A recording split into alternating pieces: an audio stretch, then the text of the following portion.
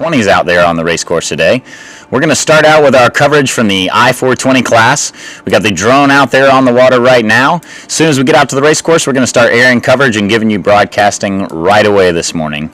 We're going to be bringing you live coverage all day long from the 420 course, and then later on this afternoon we'll be showing the IQ foils again this afternoon. A lot of excitement yesterday, and it looks like it's going to be another good day today. Looks like we're probably going to have medium to heavy breeze all day long today. It's looking really puffy and shifty out there today. We're going to see a lot of similar action like we saw yesterday. A lot of tacking and taking advantage of puffs and shifts. The downwind legs are going to be really exciting today as the breeze picks up and builds throughout the afternoon. We'll start to get some wave action later on today. It's really going to make it a fun all-around day for the kids. They're going to have a fantastic time. It's going to be challenging conditions today, but it's going to be championship level conditions today. We're going to take you out to the action out there on the water from our drone. Right here, we're coming up to the start. Getting ready here. We're inside a minute. Short time here leading up to the start. It looks like we got a little bit of sag in the mid-line. Sailors having a tough time making a call on exactly where the line is there in the middle of the course. You can see the sailors at the pin end. Looks like we got one boat might have been over early there. Doesn't look like they're putting up the individual recall flag, so it seems like we're all clear. Heading up the course, looks like most of the fleet really like that pin end of the course. Left side of the course must be looking strong to them. Got a couple tacking out early. Seems like our boats that are tacking out are really just the ones that were in bad lanes and bad air. So they're really just moving, not necessarily by their own choice, but tacking based on the others' decisions. Looks like the leaders are all like in the left-hand side. You can see the boats at the top of your screen are starting to kind of line up bow to stern, meaning the wind is shifting out to the left, giving the left side of the course even more advantage. Those packs of boats are all going to move a little bit slower though, so some of these boats that decided to tack out early and get out to the other side of the course are going to do pretty well themselves. Leaders over there on the far left side, making the first tacks, making the cross, working their way back across, starting to get a little bit more pressure back into the middle of the course now. The I-420 class, there's a lot of tweaks and changes to be made on the boat, a lot of control differences they can make. So as they're going into these puffs and into the lulls, all the sailors are going to be making some small tweaks and changes, and it's all those little changes that add up throughout the race that make the big difference.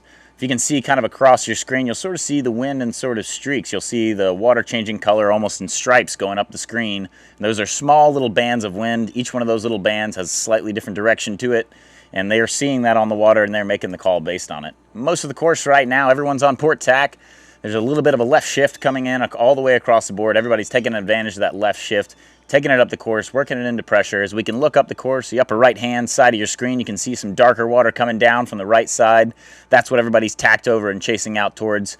You'll see when they get out here a little bit further, when they get out to this right-hand pressure, you're going to start to see them tacking them back across probably in the next 2 to 3 minutes. You can see even further out towards the windmill and your far scene there that the pressure is out there on the far right-hand side of the course. You see a lot of difference in boat angle and boat speed right now. A lot of skill differences across the board right now in this fleet. And you're going to start to see them. Here you go, starting to see a few of them tacking out. A lot of these boats tacking out right now since the fleet is so tight that they're having to tack out because they're just not having clean wind. There's not a clear path between them and the wind coming from in front of them that they're able to get clean air across the sails, although air is a little bit disturbed from the boats that are in front of them.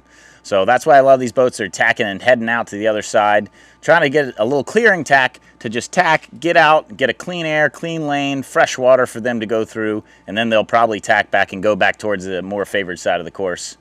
Looking up the course here, you can still seems like strong pressure in the upper right-hand side of the course. That's what all these sailors are fighting towards in your upper right-hand corner of the screen. Heading out here, doing a great job. Guys on the trapeze look really stable right here. Oh, nice little narrow cross there. Port starboard situation. Port tacker doing a good job. We'll see if they cross this next boat. There are a lot of these boats coming across from the left-hand side of the course are having to duck the boats coming across from the right, which is meaning everything is shifted back to the right. So we're seeing a lot of oscillations out there. We had some of our 420 sailors come on for an interview yesterday afternoon, and they said they were seeing a lot of oscillations back and forth, meaning each side of the course was getting a little bit of favor, and as they were going through, you can really see these sailors working really hard. These two right here on your screen are doing a great job physically working the boat, really working really hard to make sure they're doing everything they can to get this boat up to speed and ripping. Now in the I-420 class, they have a separate set of rules slightly to where in a certain wind range, they're allowed the ability to pump the sails, work their body to try to get the boat up to further speeds. It adds a little bit more of a physical, athletic element to the class, and you can see them doing their best right now on this stage to do that. Getting out here right now, they're starting to get out here towards the left-hand side of the course. They're far left boat at this point, but everybody, you can see the windward mark there, upwind.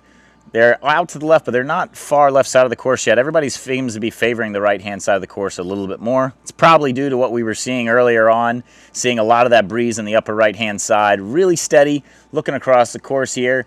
It's pretty, besides the powerboat wake that you see going across the screen, the water's fairly flat out there. So the sailors are both taking into account what the wind conditions are and what the water conditions are. So when they're looking at it, they're trying to decide, is the water choppy? Are they rolling waves? Is it flat water? And out there today, I would say kind of light chop right now, it looks like. So a lot of these sailors are probably set up for more of a higher speed mode. They don't really need power to get through a lot of waves. They're really just going for top speed and the best angle they can. As the boats start to come back across here from the right-hand side, you're seeing the leaders kind of coming across from the right. So that right-hand side seems like it was paying out for most of the leaders. The boats that are coming back across on port tack here that you're seeing in the screen going away from you, those are crossing behind because the left-hand side didn't quite come in. Seeing some new pressure developing right in the upper left-hand corner of your screen coming down. That's probably more of the middle of the course coming across. So these boats coming across on starboard are going to get a little bit of an advantage, a little bit of a lift, a little bit of pressure as they come back here into the middle of the course. You can see the boats starting to spread out a little bit. They're starting to be a little more, lanes are starting to open up. The leaders are going to start extending a little bit more as they get further ahead. They're hitting all these little patches of breeze and getting a little speed burst moving forward. So the leaders are just going to keep extending. The other thing you might start to see a little bit, some of these more advanced sailors in the front of the fleet, they're going to kind of let things slide maybe a little bit more early in the race. They might not be quite aggressive with the one-on-one boat tactics early in the race. They don't want to fight and drag each other backwards. They want to break out and go free and get ahead. So you're going to see some of the leaders kind of let each other pass a little bit more, and they'll duke it out later in the race once they're separated and extended with a good lead here.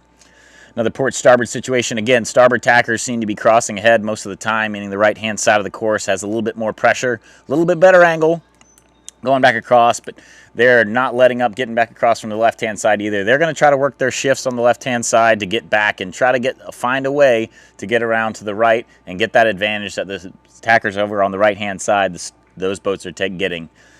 Coming back in here, we're getting up to the windward mark here. You can see a little patch of breeze coming down the middle of the course. It looks like some more right-hand pressure, so probably in the next 30 seconds, these boats on starboard are going to get a little bit of pressure and a little bit of a lift. Boats coming back across on the left are going to get a little bit ahead of it as they go into this pressure. So I wouldn't be surprised if they get into this pressure, take advantage of it, and tack back onto starboard. So as we go up here, getting close to the windward mark, right here, might hold it out all the way out to the ley line. We'll see where everybody lines up here coming into first windward mark. Here we go.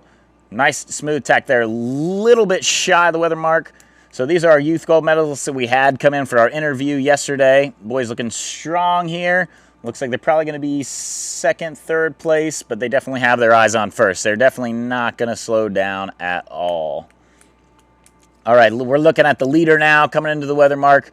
They must be pretty excited to be looking at first race of the day and first place at the first mark. It's a good place to be in.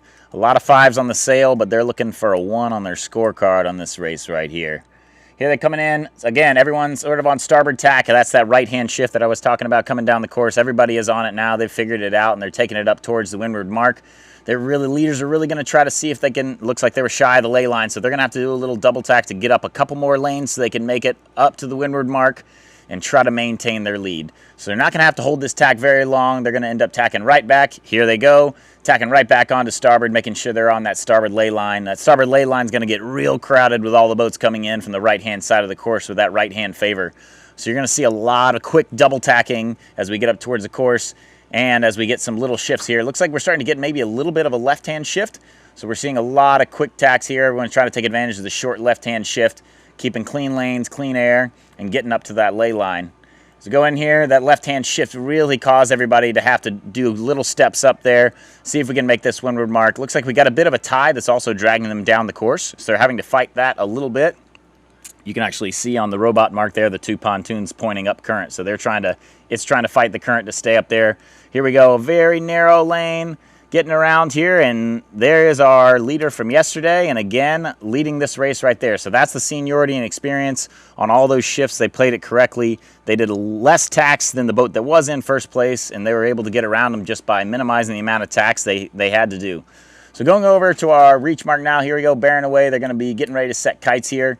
putting on the poles. You can see them kind of staying high right now, not trying to quite set kites yet. They're trying to make sure they have clean lanes. You can see the boats in the closer to you at the bottom end of your screen. They're trying to go over top. They're trying to take the air from the boats below them. There you go. There's a pass right there. Took the air from around them, whip right around and dip down. That's a maneuver you want to do if you're right next to somebody at the windward mark. And then the boat right above them is going to try to do the same thing back to them. You can see them looking backwards, trying to make sure they got clean air, trying to get their kite up, get going. Hopefully we got enough breeze here. We can get out on the trapeze and get the kite going. There we got here. She's clipped into the trap there, getting ready to pop out if they can. They're trying to load this boat up as much as possible. And skipper's doing a great job trying to balance out between sail trim, balancing the boat, and calling tactics, making sure they don't get anybody coming over top of them as they go over here to this next mark. Reaching over to the reach mark, then they're going to start working their way downwind after this. Looking forward towards our two leaders here going. They look like they're already starting to break away from the pack.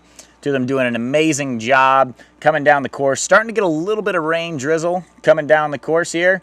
And a little bit new weather system coming in. So we might get a little bit more pressure as they get going downwind here. Might get a little more exciting. Everybody fully loaded up on this with the spinnaker out. Fully flat out on the trap there. Moving, trying to catch up to the leaders. Leaders staying at full plane, trying to stay ahead and try to break out a little bit further.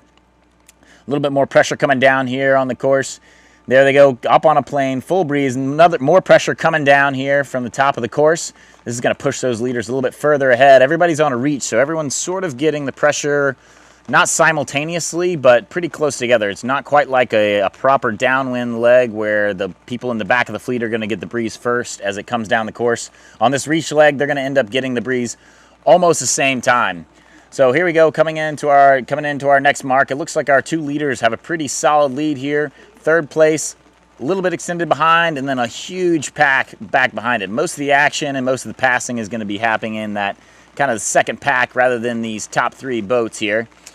Working really hard. You can see our leaders trying to work a lane a little bit low in this pressure. So in the pressure, they're taking the pressure down, and then when the wind gets a little bit lighter, they'll work their angle back up again. Coming in now, you can see the boats coming in the upper side of your screen. They're really battling out. You can see they're all taking a higher line on your left-hand side of the screen. That's because they're all fighting each other, trying to work up. They don't want anybody to come to the windward side of them and pass them and take their air on the windward side. So that's why you can see all these boats on the upper end of the course trying to take that advantage. Some of the boats starting to douse. A couple boats dousing kites there. Not sure why they were taking that down. We're going to take a brief break from the drone coverage due to the rain. And what we're going to do is we're going to take a little quick cut here in a second. And as we let this race develop, we're going to give you a little welcome message from our host here at Roger Williams University. They were kind enough to come down and give us a little introduction to the facility and the campus that we have going here at Roger Williams. It's an amazing place to go sailing. We're going to put you out and let you see a little bit of the action and some of the weather that's coming down the course. We're going to put you onto the harbor cam. So we'll put you out onto the harbor cam and then give you a nice introduction to our campus here at Roger Williams University. Greetings and welcome from Roger Williams University, site host for this year's United States Youth Championships. We are thrilled to host the 50th anniversary of this exciting championship. We are located in Bristol, Rhode Island. Bristol is the safest college town in America. We are currently standing on the deck of the RWU Sailing Center, which opened in 2015 when we last hosted this championship. And our team is coached by Amanda Callahan. Amanda is a world-renowned first-class sailor in her own right. She's won multiple championships, and her recruiting and her coaching is top-notch. Roger Williams University Sailing has produced 2 national championship titles, one in 2011 in team racing and one in 2008 in single-handed racing. We draw sailors from across the country and across the world. Our most notable sailor, Cy Thompson, hails from the British Virgin Islands. Cy is an Olympian and won that national championship in 2008 in single-handed sailing. Now, for some information about Roger Williams University. If you're considering a college that has an ample number of majors and minors, both in professional and liberal arts courses of study, please consider Roger Williams. Sailing is important, but your academic career is most important, and here we blend both. With 20 varsity sports on campus and 6 club sports, our sailing program is surrounded by student athletes who support each other and are committed to excellence in and out of the classroom. In closing, Roger Williams is delighted and invested in the partnership we have with the United States Sailing Association. We believe in their strategic vision, and we are here to support them and grow the sport of sailing across the United States and the world.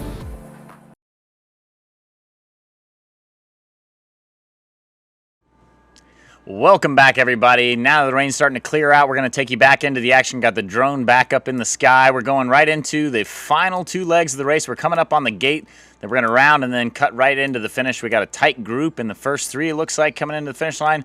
Once we get the drone up there and get it close to the action, we're going to take you right to it and start getting you some good commentary. It looks like going into the finish here, they're on a downwind reaching leg. All the spinnakers are up right now. And they're going to be trying to overtake each other going into the finish line here, trying to take each other's air as they pass through here with this first group of three especially. So looking at the fleet coming downwind right now, looks like we got that front pack of two actually separating now. Here going in, drone's getting us some great zoom action. Oh, it looked like two, but it's actually three. That's how close they are out there right now. Looks like we still have our leader Freddie right there and Asher, the boys we talked to yesterday afternoon, duking it out there in that front pack. As we get closer in and we can see some of the sail numbers, we'll give you some feedback on who the other sailors are as we go down in here to the gate. So they're going to go down here, pass through this gate, and reach on over towards the finish line. Right now, everybody's trying to stay and work this boat nice and low and try to maintain their own clean lane of air behind them. So you'll see a lot of the skippers, especially looking backwards, trying to make sure they're maintaining clean air behind them. Nobody's behind them and taking their air away from them. And as they go downwind, the crews are going to be working really hard, focusing on that kite, making sure it's staying full and powered up as possible. And every time the wind shifts, they're making adjustments on both ends of the sail. They have the ability to adjust either side of the sail. The head of the sail, the very top of the sail, is permanently, they've hoisted it up to the top. It's attached up at the top here. And so the lower two corners of the sail are the ones they're adjusting as the wind shifts and changes and as they shift and change. Here we go, making a jibe, trying to work all the way onto the inside. Great move there on the inside by our leaders. Freddie and Asher there trying to get inside leverage as they go in down here towards the leeward gate. And then we got our, in third place, Richard there, the boat right there in the middle of that pack of three. You got Robert and Annabelle there trying on the inside, throwing in the jibe there. There you go, starboard. Freddie taking starboard approach, trying to push them outside, make sure he maintains the inside, making a jibe third place, trying to make a push to try to make a pass here. If they can keep the kite up and keep going and get out on that trap, they might stand a chance to win this race right here. Looks like second place ended up fouling. Freddie calling protests on them. They're going to do their circles and end up, if they can do a good job finishing it out here quick, they're going to be able to maintain their fourth place. Fifth place trying to sneak in and steal fourth there. Looks like we're going to go from third to first there. Beautiful move there. And then our leaders, Freddie and Asher, are going to sneak in and get the second there, maintaining that position as well. Fantastic job on the inside. Let's see if we can catch up to our winners of the race there and see if we can get a sail number and see who made that beautiful move down there at the bottom of the course. Catching up here as we go in. They're really breathing, probably talking to each other, probably congratulating each other at this point on a great race. Seen a lot of good Corinthian spirit out there for a lot of these younger sailors. They've been doing a fantastic job. Obviously well-coached and well-parented kids. Everybody's been so polite out here in the boat park together. It's been really cool seeing the camaraderie amongst all the teams out there on the water and also on shore. And it looks like the leader of that race seemed like it was, I thought I saw a 555 there. So it looks like that was William Coulis and Grant Schmidt. And here we go, coming into the finish. You're going to see a few more of those kind of inside moves. A lot of these sailors coming in here to the bottom mark, trying to get inside.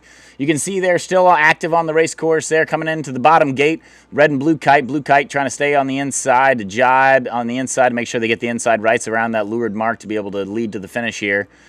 Breeze seems like it's lightened up a little bit since the rain has passed by. As we go in here towards the finish, you're going to get ready for race 2 here. Just a little bit, it'll be race 4 total of the entire event. And here we go, coming in the leeward side, these latter half of the fleet there, kind of making it down the course. Breeze lightening up a little bit, slowing down some of the action coming into the finish here. Sailors really trying to get those poles all the way forward and try to keep the kite up all the way to the finish line. Fantastic job fighting it out there at the very finish. Nicely done there. Sailors obviously know what they're doing coming into the end. They know the end game. They know the end strategy of this final leg. Get to the inside, try to stay high, try to keep your air clean, and try to make passes anywhere you can. They're trying to make decisions as they go on these legs, whether they're going to pass somebody high or low. At the end of the day, sailing, you really only have one way to go. You can go to the left of somebody or to the right of somebody. Once they figure out which lane, which strategy they're going to use, and their coaches are working with them on that a little bit as well, they're learning every single race and trying to take something from each race and move forward and learn more throughout the day. Probably a little bit of relief getting the first race of the day out of the way here.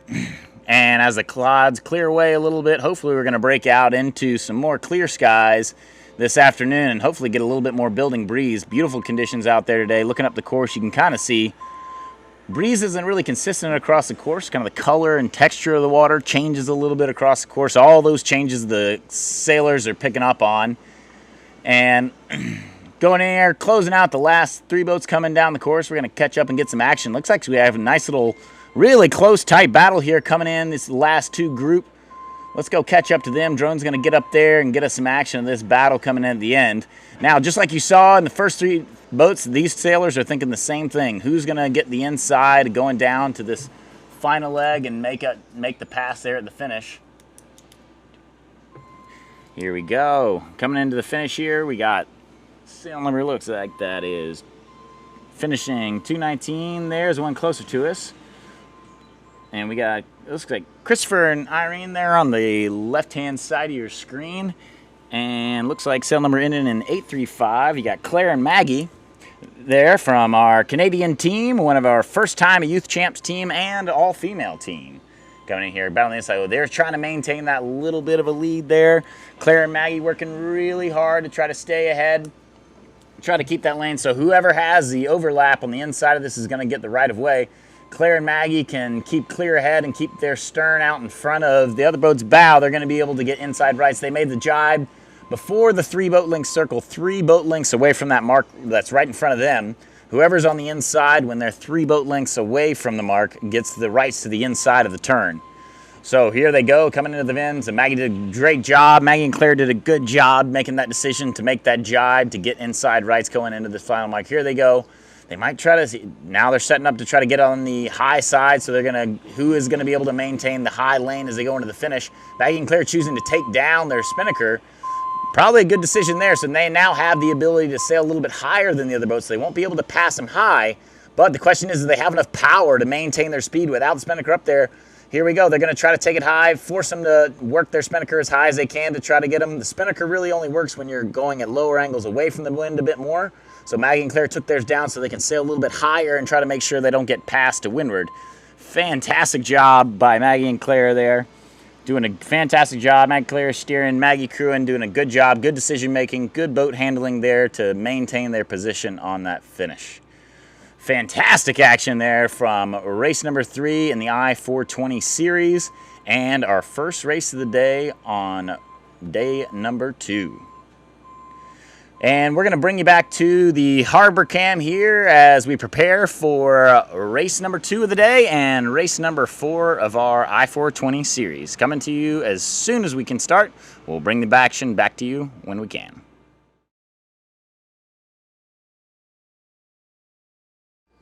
Welcome back, everybody. We're going right into the action here for race number 4 of our I-420 series, race number 2 of the day. Looks like the breeze is a little bit lighter than our first race. Looks like we're seeing in the 10 to 14 range out there right now. We just started the race, so we're going to go out there into our first windward leg, cutting to the drone coverage here. And it looks like we got 55619 coming out here on the far right-hand side of the course. They seem to like the right-hand side of the course starting off the leg. They seem to be getting pretty far out here. Then we got Cotillion and Ted sailing there, coming in the lower right-hand side of your screen, doing a good job getting out here. They're getting a lot of right-hand leverage. It looks like we are splitting pretty much 50-50. Most of the fleet on opposite sides, but pretty much everyone is on the same tack. A lot of people on port tack right now. Whole course is in a bit of a left-hand phase shift, so it's going to be beneficial to everybody that's on port right now, working their way out towards the right-hand side of the course. Seeing a little bit of pressure kind of in the center of the course. What's in the upper right-hand side of your screen is coming down right in the middle of the course right now. So the sailors that are working their way towards the middle of the course right now are really going to get that benefit. So you can see as they come across here, starboard tackers coming in. They're going to have the right of way. We'll see if they're ahead or behind. Going to be a really close cross here. Looks like they might be just behind here, this lead boat. They're going to end up crossing behind now, making the split in between the two. So it seems like the left-hand side is paying off. I'm liking the boats in the middle of the course right now. They seem to be in the best pressure and on a good lifted tack. As we go across the course, seeing more of the fleet here, everyone's still kind of on that port tack, working their way across, still in this left-hand phase. As we talked about earlier, the wind's kind of shifting and oscillating back and forth right now. And so in those oscillations, they're going to be trying to get the best tack possibly that they can, whichever one is the most lifted tack with the best pressure, working their way up the course towards the windward mark. Seeing a little bit of new pressure developing in the middle left-hand side of the course. You can see coming down the upper right-hand side of your screen right now on the water. As that comes down, that looks like it's going to be a bit more of a left-hand shift, so they're probably going to stay on port tack and just get pressure and get lifted up towards the mark. So getting a better angle and better pressure. You can see the powerboat there following this pack of boats there on the left-hand side of your screen. That'd be one of our judge boats out there on the water. They're just making sure everybody is abiding by the rules, and if there are any infractions, they're notifying the sailors there on the fly. So going across the course here, good pack of boats coming in here. Got a nice tight pack here on the far left-hand side. They look like this group might be in the lead right now. You can see on a lot of these boats, we have some American flags on the lower left-hand side of their sail there, and those are representing some of our boats that are doing a lot of international competitions. Some of the sailors would be representing us at the I-420 Worlds. So a lot of these hits is a tune-up event, but it's also an event that they're battling out to be that U.S. representative to go to Brazil. And here we go, tacking on to port tack there in this left-hand phase. You can kind of see now, as you can see the boats going out across the course, you can kind of see the angle of their bows now pointed up towards the mark a little bit more. We're still in that left-hand phase. Good pressure. Great to be on port tack right now. Starboard tackers are going to be losing distance. Port tackers are going to be gaining distance right now. So right there in the lower right-hand side of your screen, we got our 519. This is Freddie and Asher that were second to last race, our overall leaders right now, and champions from world champions from last year. Trying to hold out. They like the left-hand side of the course. They're staying on that port tack. You can tell it's a little bit lighter. You can see them out there. Right now you see Asher kind of working his weight a little bit in and out, trying to really just make those small micro adjustments to get those big advantages over the course. They're doing everything they can to keep that boat powered up at full speed.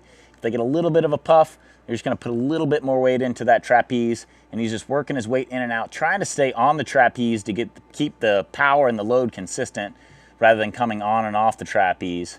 Doing a fantastic there, just hiking off the trap, trying to keep the boat as stable as possible as the power goes up and down. They're just trying to increase their leverage to keep the boat's power increasing, moving forward the entire way, never slowing down, never letting off the gas, doing a fantastic job. Really doing a great job as a team. They're working together, moving their weight in and out. And you're going to probably see them shifting their weight fore and aft a little bit too as they go into the wavier sections or into the flatter sections. Not a lot of looking around. That means they probably really kind of like in the direction they're going right now. They're just kind of all eyes are forward. Most of the fleet is out to the right-hand side of them, so they don't want to get the fleet too far separated from them, so they're trying to make sure they kind of reconnect into the fleet and not get too far and split. Looks like we are having a leader break out ahead a little bit right there in the middle of the course. Earlier on, we were talking about pressure we were seeing coming down the center of the course, and that's the one that they linked into and got that little lead there. You can see a little bit of new breeze coming there, upper left-hand side of your screen. It's going to be good for Freddie and Asher here on this side. There looks like they might be connected into a second. The leader you can see tacked over going after the same puff. So we got these two coming in at each other, both seeing the same breeze. We'll see who gets to it first. Our leader's a little bit further up the course, so they're going to get to the pressure a little bit sooner. Freddie's got a better angle to it, so he's going to get a good advantage. He's really going to like when he links into this. Going out on the trapeze now, he's got the power. Now they're going to really start accelerating in this puff. You can see even more breeze coming down here, the top left-hand side of the mark, with that pressure coming down. So everything's going to be sort of coming down the middle left-hand side of the course right now. Looks like steady pressure right at the middle of the course. Great job by the leader tacking and just covering. Smart move. You're going to tack right away. Working their way out, get into clean air, and in good pressure here. So a lot of pressure right in the middle of the course, a lot of options. So they're going to be looking at knot now. You can see them looking up the course. They're trying to figure out, all right, this is my move for now, but what's my next move? So they're trying to connect the dots. Right now, the immediate pressure is right here in the middle. I'm seeing pressure right in the center of the course and at the top left, and there's a little bit on the top right too. So they're not only trying to connect the pressure that they're in right now, but they're trying to figure out what's going to be their course to get to the next dark water moving up the way. So our leaders liked what they saw back on the right, so they tacked over, and they're getting back out to the right-hand side of the screen. Now you got Freddie and Asher decided to tack back on a left-hand shift there, so they're coming on a lift, going back across. Looks like Freddie and Asher got a little bit of header there. On the left-hand side of the screen, you can see Freddie and Asher bow down a little bit. Not quite going as far upwind as they were before. So it looks a right-hand shift. That's why you saw our leader on the right-hand side tacked on that right-hand shift and be lifted up towards the mark. They're not quite up to the ley line yet, so they got a few more tacks to go before they get up to the very top and be able to go around to our reaching leg of the course. So they're going to have to keep going here a little bit further. I see a little bit of pressure developing at the top of the course. It looks like it's going to come down right out of the middle. You can see our media boat up there just past the windward mark. In the center of the screen, there's pressure just inside of them. So between the media boat and the camera, you can see a little bit of pressure coming down the middle, and that's what our leaders are going after, that little puff coming down the middle of the course. And it looks like it's a bit of a left shift. So probably when our leaders hit that puff, they're probably going to tack on that left shift and take it all the way up to the ley line. Freddie and Asher there in the front of your screen. They're already on port tack, so they should just get lifted and when they hit into it. They're going to tack into it. They're going to see a little bit of this right-hand pressure on the right-hand side of your screen right now. They might get a little advantage of that, but they are going to get headed when they get close to the mark there. Starboard ley line starting to stack up here a little bit. Sailors are really starting to get a little crowded up here in the front end of the course. All these boats coming across on the right-hand side of the course are all about to start compressing. So as this ley line fills up, everybody's kind of getting in line to try to make it around the mark. As they go, as they line up, if they get bow to stern, they're going to get bad wind off the boat in front of them. So they're going to end up having to do 2 quick tacks to clean their air to make sure they're getting up into clean air going into the windward mark. And there you go, our leaders tacked on that left-hand shift that was up at the mark, and they're taking a lift with pressure. So got a nice little lead and increased their lead, going and getting a puff that no one else got and a shift that no one else got. There was just a very brief moment there, and they turned it into a big advantage. As they go around here, you're going to hopefully see them be able to set their kites and be reaching full kites to our reach mark next. Here we go, going around, easing sails, going to hopefully get the pole out, get the spinnaker up, and get going. They're really going to need that pole on this leg. Going to have the pole all the way forward, all the way up against the jib. Full reach mode, getting as much power as they can, going for a quick hoist. Nice quick hoist there. Having a tough time getting the pole set there. Finally getting it out. There we go. Skipper's probably going to do the first trim, get it full. There we go. Beautiful job. Getting the kite up and getting it going. Trying to get up on a plane as soon as possible. Nice and crowded rounding there, coming around the windward mark. Looks like we got Freddie and Asher there that were second ones around there battling, trying to catch up to that first place boat. And here we go, 3rd, 4th, 5th, 6th, 7th, 8th, 9th, 10th, all right there tight together. Really crowded ley line. It's going to be hard to keep that angle for those boats that are all in that pack. They're going to have a tough time in this really dirty air. It's really mixed up, confused breeze there coming into this ley line. Really hard to make it. You got a few boats coming in on the port ley line there trying to sneak in, but they got to give rights to the boats that are on the starboard ley line.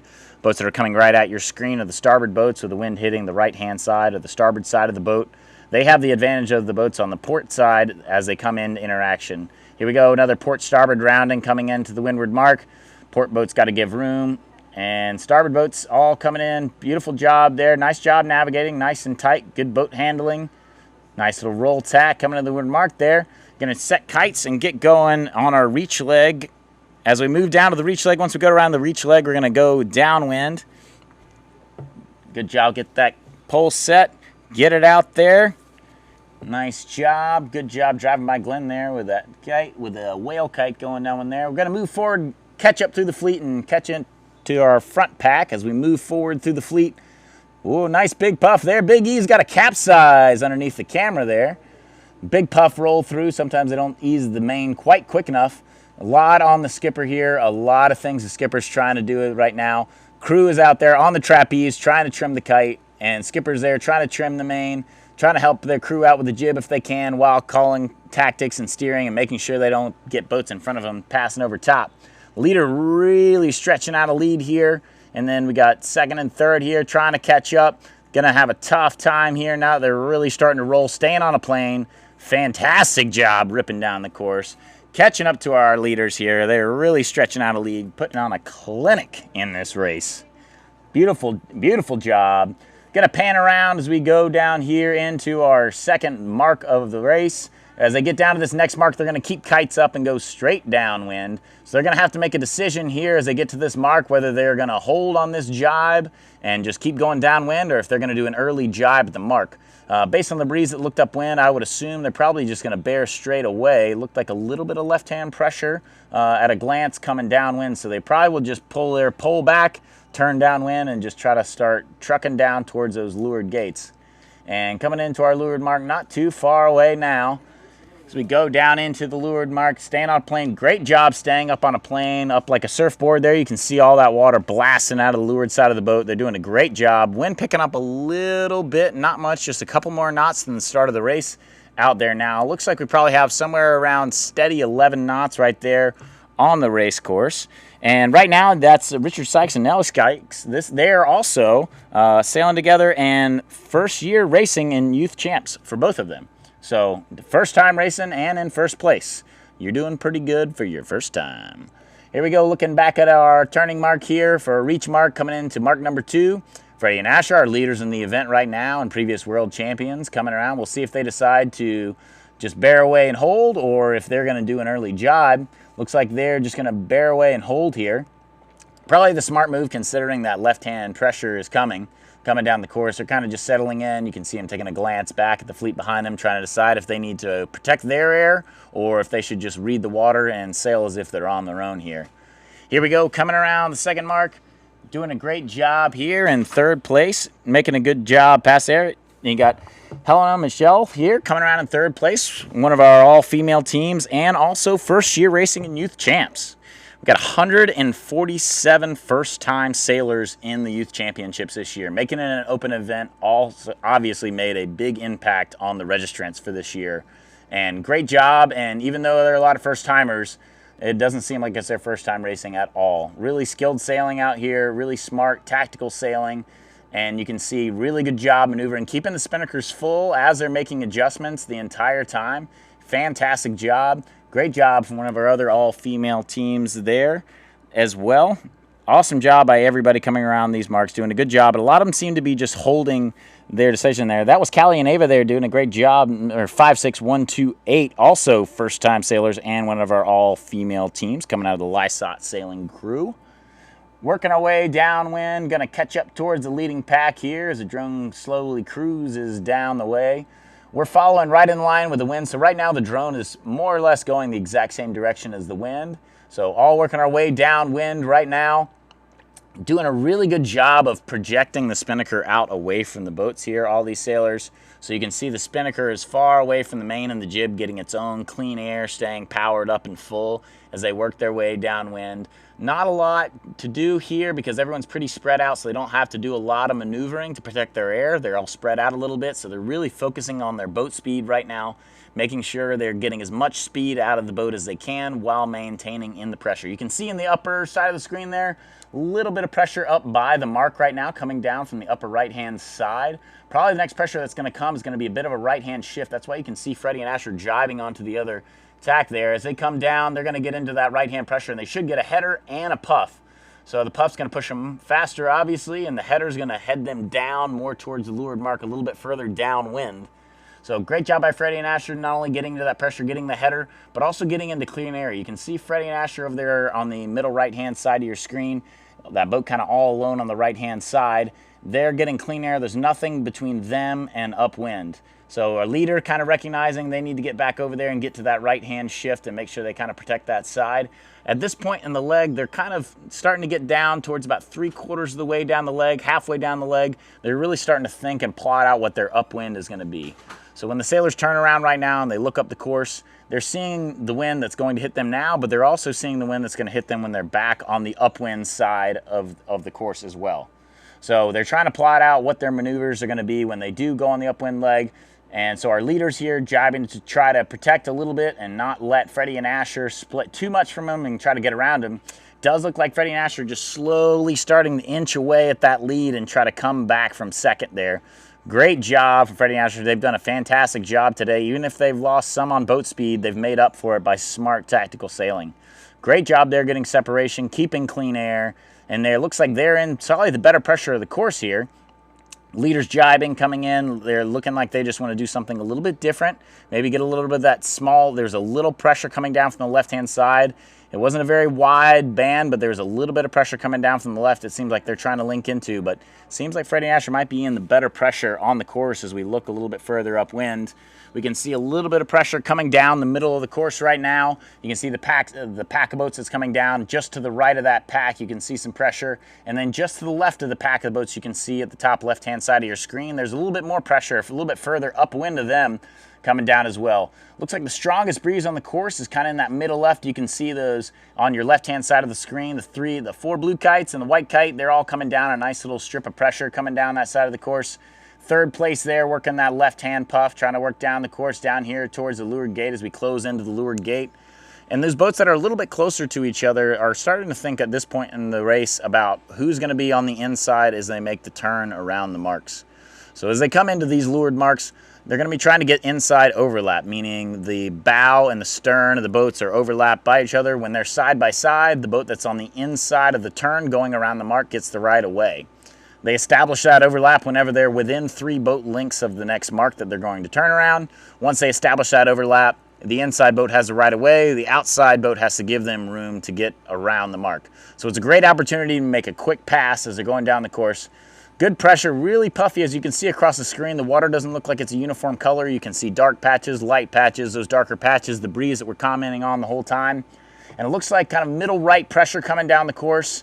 As they come down the course here, going into leeward mark, we're going to slowly pan around and kind of get an idea of where our leaders are at this point as we come down the course. It looks like we're looking at 3rd place right now, coming down. Here we go, down the middle of the course, slowing down a little bit on the right-hand side. Middle of the course seems like it's got really good pressure. We can see some of the spinnakers coming down the middle of the course with really good speed and really good pressure. Nice little roll jibe there. Even though they're rocking and rolling, it might look like they're out of control, but that's intentional, rocking the boat to set the sails up to fill and then pump them flat, almost like a bird flapping their wings, getting as much speed as they can out of these maneuvers. When they're tacking and they're jibing, they're losing a little bit of speed in those maneuvers. So if they can rock the sail and pump the sails just enough to get the boat back up to speed, they can maintain their speed in and out of their tacks and their jibes. So working their way downwind, doing a good job, getting the kite down here, coming around the leeward mark. Here we go. Looks like they're going to end up making a right-hand turn here. They must like the left-hand side of the course going upwind. They got their advantage on that downwind leg on the left side, so they seem to think that the left-hand side is going to be the leg to go on the upwind. Great job getting all the controls set up before they go back upwind. On these I-420s, they have a lot of different controls on the boat that they can change and manipulate the shape of the sail. And when they can do that and set it up correctly for the conditions that they're in, the boat's going to maximize its efficiency. So right now, they should have already set up their boats for the upwind leg, trim their sails in, get back out on that trapeze and go. Hold as much power as you can in the sail and get going. So you can see them kind of splitting out, picking one side of the course. As these spinnakers come downwind, they're creating a big wind shadow behind all these spinnakers, so the lead sailors are going to try to separate and kind of get away from the spinnakers a little bit and get to the side of the course they want. Our leaders on the upper left-hand side of the screen there, they decided to tack and come back over to the right, so they must be seeing something over to the right-hand side of the course. We had 2nd and 3rd place also choosing the right-hand side of the course. So they're coming over here as well. Everybody must be seeing something on the right. Our leaders tack back to avoid the spinnakers and a lot of this kind of party train coming downwind here. They want to go out to clean air. In the upper left-hand side of your screen, you can see some pressure out here coming to the left.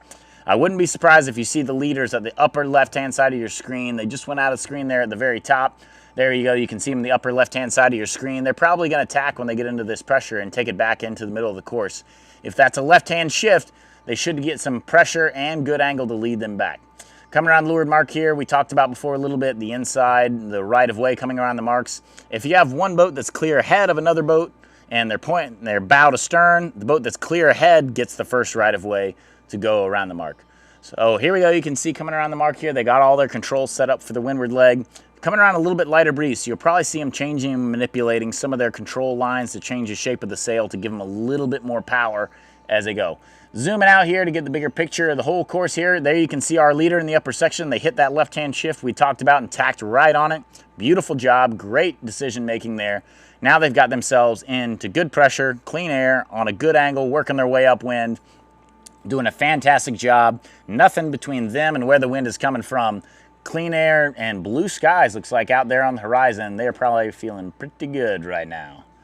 Here we go, our leaders here coming in. We'll see what happens as we pan across here. We'll see some of the boats on the right-hand side of the course. everyone kind of split 50-50. The further, I mentioned a little bit yesterday, the further those boats are apart, the more leverage they have on the other boats, for better or for worse. The further you split typically shows your confidence in your side of the course versus the other. So our leaders must be pretty confident that the left-hand side of this course is going to play out for them. You got second and third place there at the far end of your screen. They're on the far right-hand side of your screen right now. We're pretty much looking almost perpendicular to the wind direction right now, and we're looking a little bit downwind, so you're seeing a little bit of the boats behind. So we're all kind of looking backwards, sort of the angle that our leaders are able to see. So they're trying to judge themselves whether they're on the correct tack or not. And it looks like they've gained a good bit getting out here to the left-hand side. That left-hand pressure and shift that we talked about earlier is really paying out for them. They're fully out on the trapeze, and boats we were seeing a moment ago coming around the leeward mark were both sitting in the boat, so a little bit less pressure. And our leaders up here on the left-hand side that found a nice bit of pressure, they're fully out on the trapeze, loaded up and moving along. You can see as they get up here, it's getting a little bit lighter, and you can see them going through some waves now. Really short, choppy waves. So they're going to be changing and manipulating the way the boat is set up to give the boat a little bit more power to get through these waves.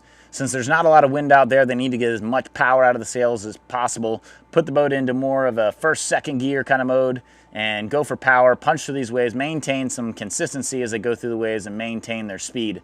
Doing a good job. You can see when the boat hits a wave, it is going to slow down a little bit, but they're doing a good job keeping the boat powered up. So they're powering through those waves, working their way upwind, looking really solid on that trapeze, doing a fantastic job, not coming fully in and out, but just making a soft bend in the knee there, and squatting in and those little, keeping the power in that rig, keeping the power loaded up and keeping that wire loaded to keep the mast compressed and keep the boat consistent.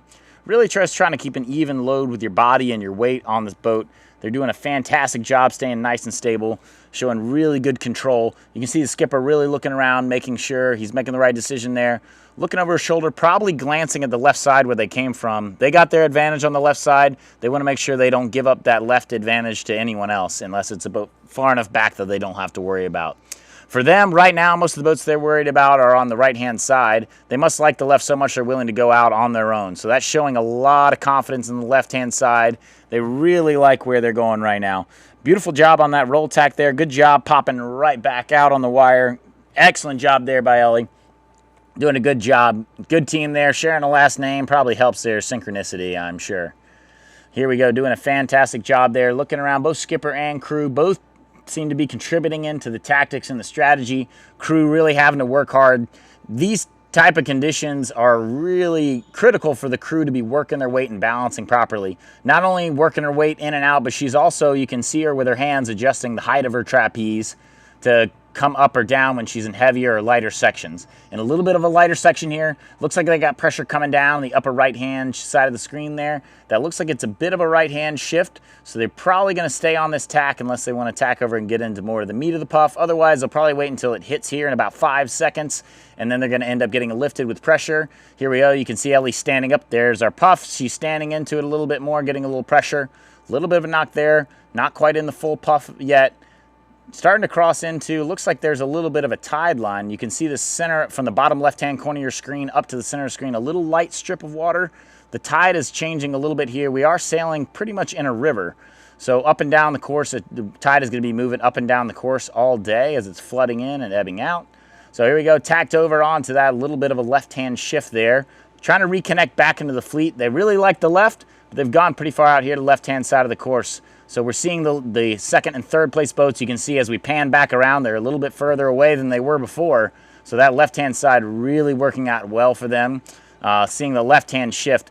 The reason why those boats are staying out there on the right-hand side and not coming over to the left-hand side that I'm talking about so much is because the left-hand side the breeze has been shifting to the left, and therefore port tack is going to have an advantage and a shorter distance to the mark. So they're trying to stay on port tack as long as they can, but they're trying to work out over to the left-hand side of the course they can. So when the breeze does shift to the right a little bit, you're going to see a lot of them trying to tack over quickly and get over to the left before the left-hand shift fills in. Seems to be a little bit more predominant left-hand side winning out on this leg. So they're trying to figure out how they can get over here to the right without trying to have a bad tack to get over to the left. Doing a fantastic job here, doing super stable. Ellie's doing an amazing job by just setting her height on her trapeze so she can do a good job just bending knees in and out and making smaller adjustments and not making big dramatic adjustments. picking up speed a little bit more now, and this pressure, she's starting to get a little bit lower to the water. You can see her checking over her shoulder to make sure she can kind of see what's coming. She's kind of writing out a playbook in her head of what's coming so she can have a script. Looking over her shoulder too of what's coming in. A little bit of a slip there. Good job coming in, not overdoing it, not overreacting. Excellent job there. That shows a little bit of seniority in her moves there. Dropping down on the wire. She sees this puff coming in the upper right-hand side of your screen. About to get into a new puff here in about 7-8 seconds. And it looks like it's going to be a little bit of a right-hand shift. So they should get lifted some and get into a little bit more pressure here. Working into this next puff. Doing a fantastic job. Picking up speed. There's the pressure there. Drone working our way around, getting us view and coverage of our second, third place boats. First place looks pretty well wrapped up. They're probably feeling pretty confident at this point, but they're definitely trying to make sure they're not doing anything too risky here, trying to be a little bit conservative. That's why you're seeing them work their way a little bit more towards the right-hand side of the screen, reconnecting in with the fleet a little bit. So that way, just in case something does happen on the right, that they don't completely miss out on it and don't lose too much of their lead. So still you can see them. Right now the right-hand side of your screen is the left-hand side of the course. We're facing downwind now. So they're still on the left-hand side of the course, our leaders are. They're still liking the left-hand side of the course. Further down the course, you can see that pressure in the very, very bottom end of the course. That pressure came across from the left-hand side of the course, worked its way down over to the right. So that left-hand shift in phase. So you can see that they tacked pretty quickly there, didn't spend very much time on starboard tack. That's kind of back to what I was alluding to earlier. Those shifts from the right-hand side weren't lasting very long, and the left-hand shift more predominant. So they're going to spend more time on port tack than starboard tack on this leg on average. Trying to work that left-hand side of the course if they can. So here we go, coming up into the ley line, coming up into our second to last leg. As we tack and go around this mark, they'll set kites, rip downwind, down to our finish, go through our jibe through our gate, and go to our finish line. Seems like the battle for first place is pretty much wrapped up here. Not much of a fight going into first place. Second place looks like second and third are going to be fairly close as we go in here. Coming into our bottom mark, we're going to end up having to cycle out the battery here on the drone and try to get you coverage from the end of our race here for race number 4, race number 2 of our day for the second day of the U.S. Sailing Youth Championship sponsored by South Coast Winds. Thank you so much. We'll be back as soon as we get back in the air.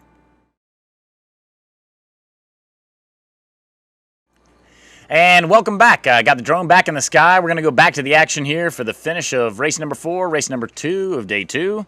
And looks like we still have our same leaders coming in here to the finish. And if you're looking back, we're going to get a good view of their lead. This is the view that they get to look at their competition behind them. We in the industry call this a horizon job. Looking at a great job, cranking out ahead here. They got to be feeling pretty good, Richard and Elle, and doing an amazing job. They're sailing much better together than me and my siblings did. They must be pretty happy coming in here. I bet their folks are pretty stoked as well. Doing a good job coming down the course. You can see in the upper right-hand side of the course, pressure coming down from the right-hand side. So that's why you can see a lot of the spinnakers. They're on port jibe here coming downwind. Kind of spinnakers on the right, mains on the left, showing their port jibe coming down. They're going to get an advantage and a little bit of a header coming down here, helping them head downwind, down towards the leeward mark downwind, and in pressure, so moving a little bit faster. You can see Ellie kind of working the kite a little bit. She's going to be trying to ease that kite around to the right-hand side and get it away from the main so that the sails are separated, so they're both getting as much air as possible, getting good clean flow around the sails. Here they go, coming into the leeward gate. This is going to be the last rounding of the race for them. They'll probably try to keep the spinnaker up if they can as they go around here and reach into the finish line. They're going to have to let the pole all the way forward, all the way to the jib, so that way they can get the spinnaker around and go as far upwind as they can to try to reach across the finish. It looks like going to pretty handily be able to reach to the finish line here. Coming into the finish for the win, Richard and Elle Sykes doing a great job in race number 2 here. Beautiful tactical job by them, being confident in the left-hand side of the course on the upwind of that leg. That's what gave them the lead. That's what gave them the win. Fantastic job. Looking up the course, we got second place, looks like pretty handily. And after we came back in for the swap, coming back out for the second race here with the drone, I'm going to only assume it's still Freddie and Asher there in second place coming in. We'll get in to get their sail numbers here in just a moment as they jibe over and work their way downwind, coming down here to our final turn of the race. And we should see 5. Here we go, looking at the score here. 915 at the end sail number. That's them. That's our 2 boys there in second place, overall leaders. And with a second in this race, they should still handily be in a lead overall for our event. Kind of a slow, lazy jibe there. Not too long on that jibe. Going to get back around, get it full, keep it going. Not a big deal since they got a good lead. Coach might give them a little bit of flack between the races for that, but it'll be just fine. They'll still coming in easily here for second place in race number 2 on day 2. Race 4 overall for our event here. Handily still overall in the lead. Fantastic job being consistent. That's what really wins regatta, is that consistency. Great job by them for race number 2 there. Going to douse the kite, take a little break, get some rest, get a little bit of coaching. We'll look back here at the rest of the fleet coming into the finish here. Third place, also a fantastic job separating themselves from the rest of the fleet. Those top 3 boats really got separated from the rest of the fleet, making it a little bit easier, kind of getting separate from everybody else, getting clean air. You get to make your own decisions when you're on your own. You're not affected by the boats around you. Getting to make your own decisions and make your decisions based on the winds and the best optimal condition based on the breeze rather than the best conditions for the boats around you. Making your decisions a bit more strategic and less tactical, meaning you can base your decisions based on the wind changes and shifts rather than the boats around you. So coming in here into the finish line, it's probably going to be a little more action. That was Helen and Michelle, our livestock crew, first-time teammates and all-youth team there, and all-female team coming in third place. Fantastic job there, gals, doing a good job there. They were in third place at the first wind remark and third place at the finish. So great job maintaining their positioning there all the way throughout the race. Coming in here, we got a nice pack coming in here to the finish line. This inside boat, this fourth place boat looks like she pretty handily make a nice clean job reach to the finish. Now here we go, we got these 2 boats on the inside boat, the kind of light blue kite that's about to make a jibe here. Light blue kite's going to jibe over on the inside, dark blue kite on the outside. Dark blue kite's going to actually try to slow down probably a little intentionally so they can try to turn and come upwind and come around them. They're going to try to sail high as they can here, see if they can work their boat up. Lead boat's going to try to stay as high as they can. They're going to finish up towards the boat end of the line to try to make sure they don't get their wind taken from over top of them. Coming in here to the finish line, fantastic job maintaining and protecting yourself there. As we pan out, got some more. Here we go. Here's the pass we were talking about, trying to take that high road, trying to eke it out of the finish, even though it's only about 50 yards between those marks. They're trying to make every little last inch count, pushing it to the finish line. Fantastic job by the kids. They are seriously pushing the boats as hard as they can here, all the way to the finish line, not letting up until after they're across the line. Great job there. As we back up here, we're backing up towards our final gate mark here. We're going to get a picture of our next boats coming down here into the finish and see if we can find another couple boats that are in a tighter pack so we can get some action here and some good commentary. Coming into the last mark here, floats are a little bit more spread out on this race overall because there were a lot more puffs and shifts in this race. I think some of our sailors that were a little more keen and attentive to their patches and shifts did a great job on that race, reading all the puffs, reading all the shifts, and tacking away. Some of our maybe slightly less experienced sailors might have missed some of the subtleties on the water there. And the more you sail in a venue too, the more you learn a venue. Unlike other sports, our field is always changing. I can't even imagine if I was trying to play football and all of a sudden the end zone was at the top of a mountain. And so they're doing an amazing job reading the course, doing the best job they can to read the breeze on the water. It's an incredible skill set all these sailors have to be able to read that breeze and not only read it, but know what to do with it at the same time. Great job. You can see ahead all the coaches there waiting to receive their sailors, help them out, pass on as much knowledge as they can after the finishes of the race. Unlike a lot of sports, sailing, you can't interact with the sailors while the race is underway. All our coaches are passing on information in between races of what they've seen and what's happening on the water. Good group of boats coming in here to the finish line. Good pack of 3. So we talked a little bit earlier about the right-of-way around the mark. You got the boat closest to you in the bottom right-hand side of the screen. Looks like they're the inside boat for the pack of 3. The boat on the left-hand side of your screen is pulled ahead, so they're clear ahead, so they get the right-of-way. The next white kite, 655, is going to have the right-of-way the inside of the mark. You got 364 there, blue kite coming in, trying to go high, stay high, and make a pass here. They're going to see if they can make a pass going high here. Going to try to take their air and might not have enough time or distance to make a full pass there. Not quite enough time to take their air and pass. Oh, they lost the kite for a moment there. Might make the pass. All it took was that little bit, and oh, looks like they got it. Well done. Fantastic job keeping the kite full. Ripping there. We're going to see loaded up almost a capsize after the finish line. They tried to hold on to it almost a little bit too long. Great job there. Fantastic job pushing it all the way past the finish line. It was a lot of fun to watch these kids race. As we conclude in here to race number 4, that was a great job by the sailors out there. Really tricky conditions, and it looks like the breeze is going to pick up a little bit here for race number 5. Sailors here finishing up race number 4 are going to get a little break. They're going to take a rest, maybe get definitely some coaching, definitely some food, definitely some water. As we finish up race number 4 here, we're going to take you to a brief commercial break, and we'll bring you back to the action for race number 5 of the U.S. Sailing Youth Championships, brought to you by South Coast Wind.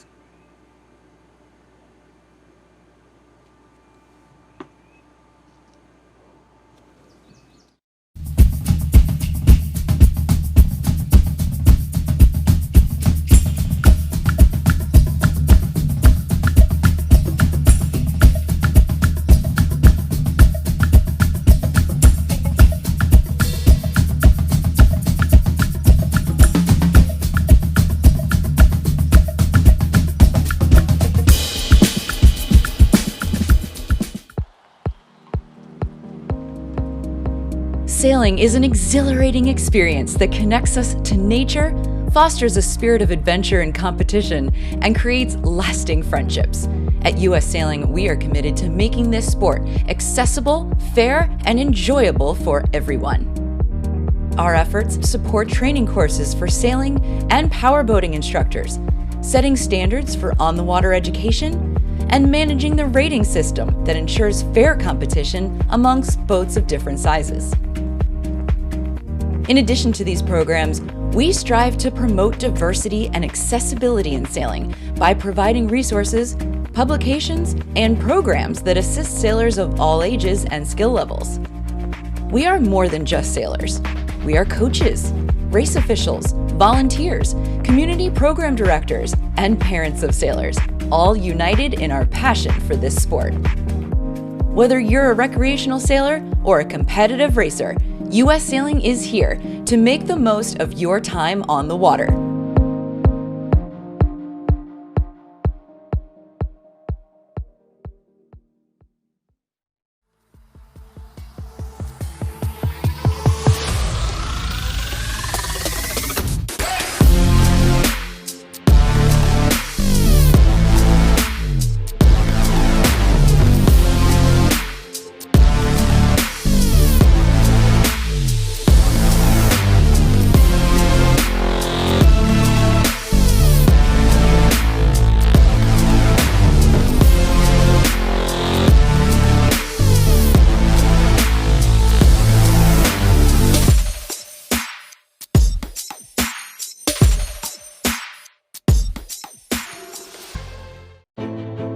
The wind has always propelled us, thrilled us, enabled dreamers, explorers, and wanderers. Soon it will power our homes and businesses, creating jobs and opportunity, and reducing our dependence on fossil fuels. South Coast Wind is proud to bring the promise of clean, renewable wind energy to the people of southern New England.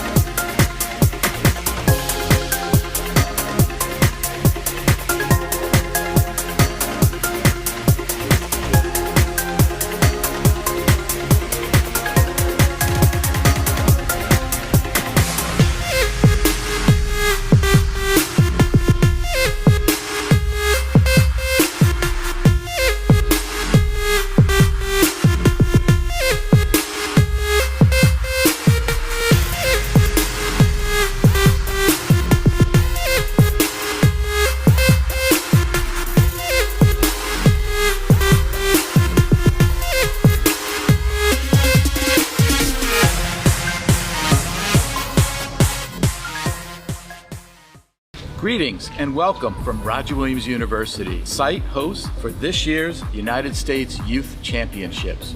We are thrilled to host the 50th anniversary of this exciting championship. We are located in Bristol, Rhode Island. Bristol is the safest college town in America. We are currently standing on the deck of the RWU Sailing Center, which opened in 2015 when we last hosted this championship. And our team is coached by Amanda Callahan. Amanda is a world-renowned first-class sailor in her own right. She's won multiple championships, and her recruiting and her coaching is top-notch. Roger Williams University Sailing has produced 2 national championship titles, one in 2011 in team racing and one in 2008 in single-handed racing. We draw sailors from across the country and across the world. Our most notable sailor, Cy Thompson, hails from the British Virgin Islands. Cy is an Olympian and won that national championship in 2008 in single-handed sailing. Now, for some information about Roger Williams University. If you're considering a college that has an ample number of majors and minors, both in professional and liberal arts courses of study, please consider Roger Williams. Sailing is important, but your academic career is most important, and here we blend both. With 20 varsity sports on campus and 6 club sports, our sailing program is surrounded by student athletes who support each other and are committed to excellence in and out of the classroom. In closing, Roger Williams is delighted and invested in the partnership we have with the United States Sailing Association. We believe in their strategic vision, and we are here to support them and grow the sport of sailing across the United States and the world.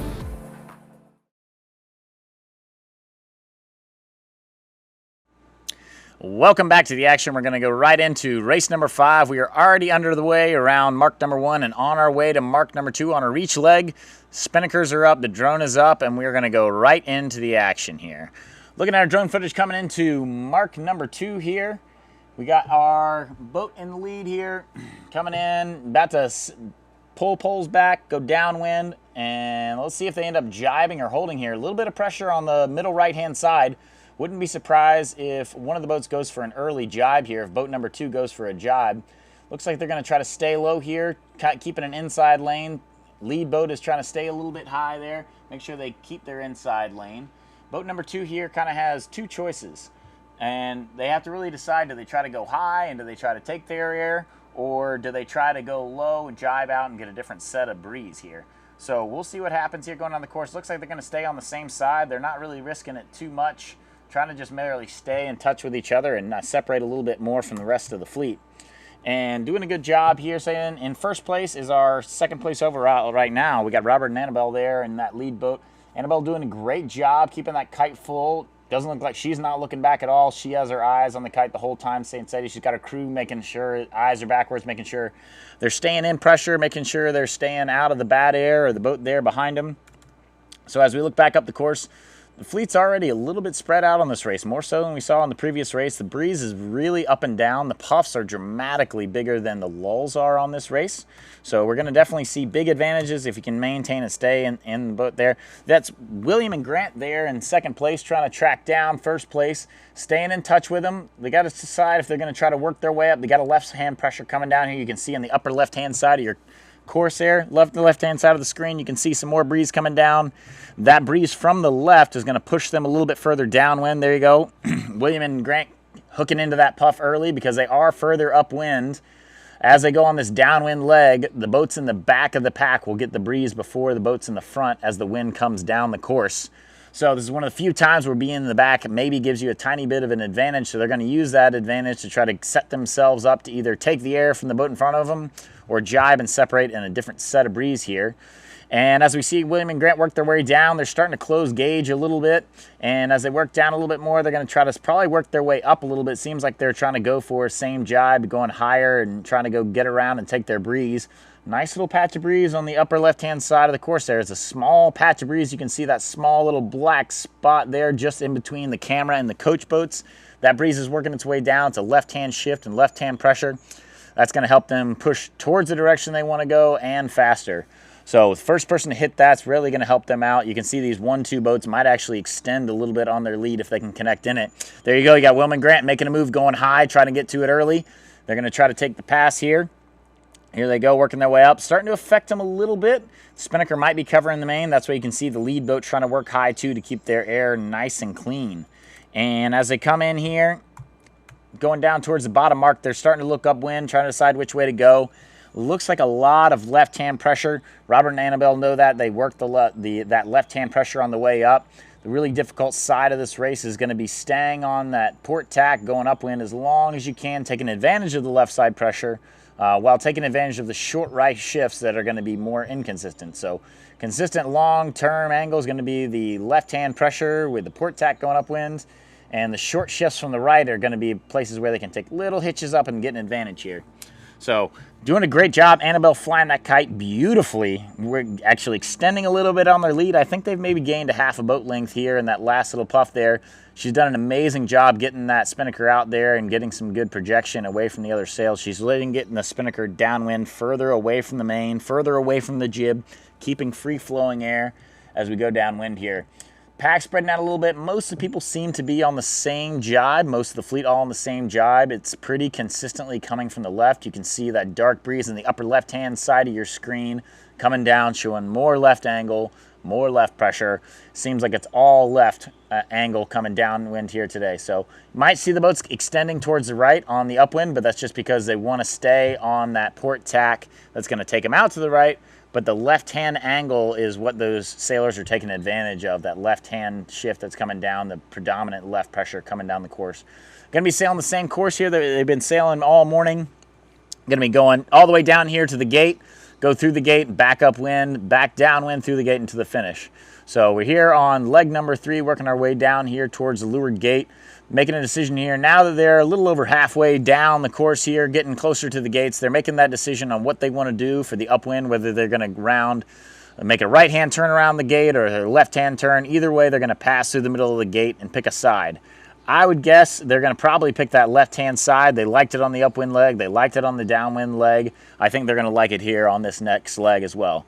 So here we go, coming into the gate, doing a great job. Annabelle looking solid there, churning the kite beautifully. And skipper there, Robert, looking back, making sure he's got clean air, making sure they're doing a good job, making a game plan for the upwind leg coming in here to our leeward gate mark.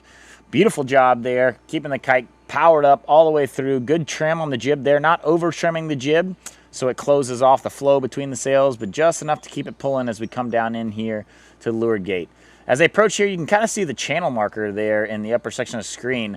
I wouldn't be surprised if you see Robert as we go by this channel marker. If Robert glances over his shoulder at that channel marker to try to see what the tide is doing. Try to see how much the water is pulling up or down the river and see if it's making a difference. You can kind of see water flowing around it. You got a little bit of flow going up the river, so it's actually going in line with the breeze, so the tide and the wind blowing the same direction. So it's really pushing them down the course quickly. It's making the downwind leg go a little bit quicker, and it's going to make the upwind legs go a little bit slower. So they're getting downwind here pretty quick. Turning that wind mark and getting downwind quickly with that tide is really going to help out the leaders. It's actually going to help them extend a little bit. So getting up to the windward mark first is just going to make the rich get richer. Looking down here, going into leeward mark, they're plotting out the upwind where they're going to go. You can see Annabelle kind of looking backwards, trying to decide how long do I keep this kite up as I go down to the leeward mark. She's going to try to fly it all the way to the end. She'll try to probably here in just a few seconds pass the spinnaker sheets off to Robert. Robert will take those, and as she's taking the pole down and getting ready for the upwind leg, she'll be getting the spinnaker down and ready to go, and Robert will try to keep it flying as long as he can to try to keep as much power up as possible. Here we go, passing off the sheets. Here we go, going for a quick, short little jibe. Looks like they might try to get back over here to the center of the gate so they can set them up for a nice clean rounding. Annabelle taking the kite pole down there. Kite's coming down here. We'll see her get it down quickly, stuffing it right into that turtle. Taking the kite down, put it in the bag for the upwind leg. Here they go. Going to throw in one more jibe here, go around the mark. They are going to go to the left-hand side, going upwind again. So they are liking the left. Heading out here as soon as they can to take advantage of that left-hand shift and get on port tack and stay on it as long as they can. Coming around on starboard tack here, heading out towards the left. Once they link into some good pressure, they're going to try to evaluate right now whether this is a good angle for starboard or a bad angle for starboard before they decide to tack or not.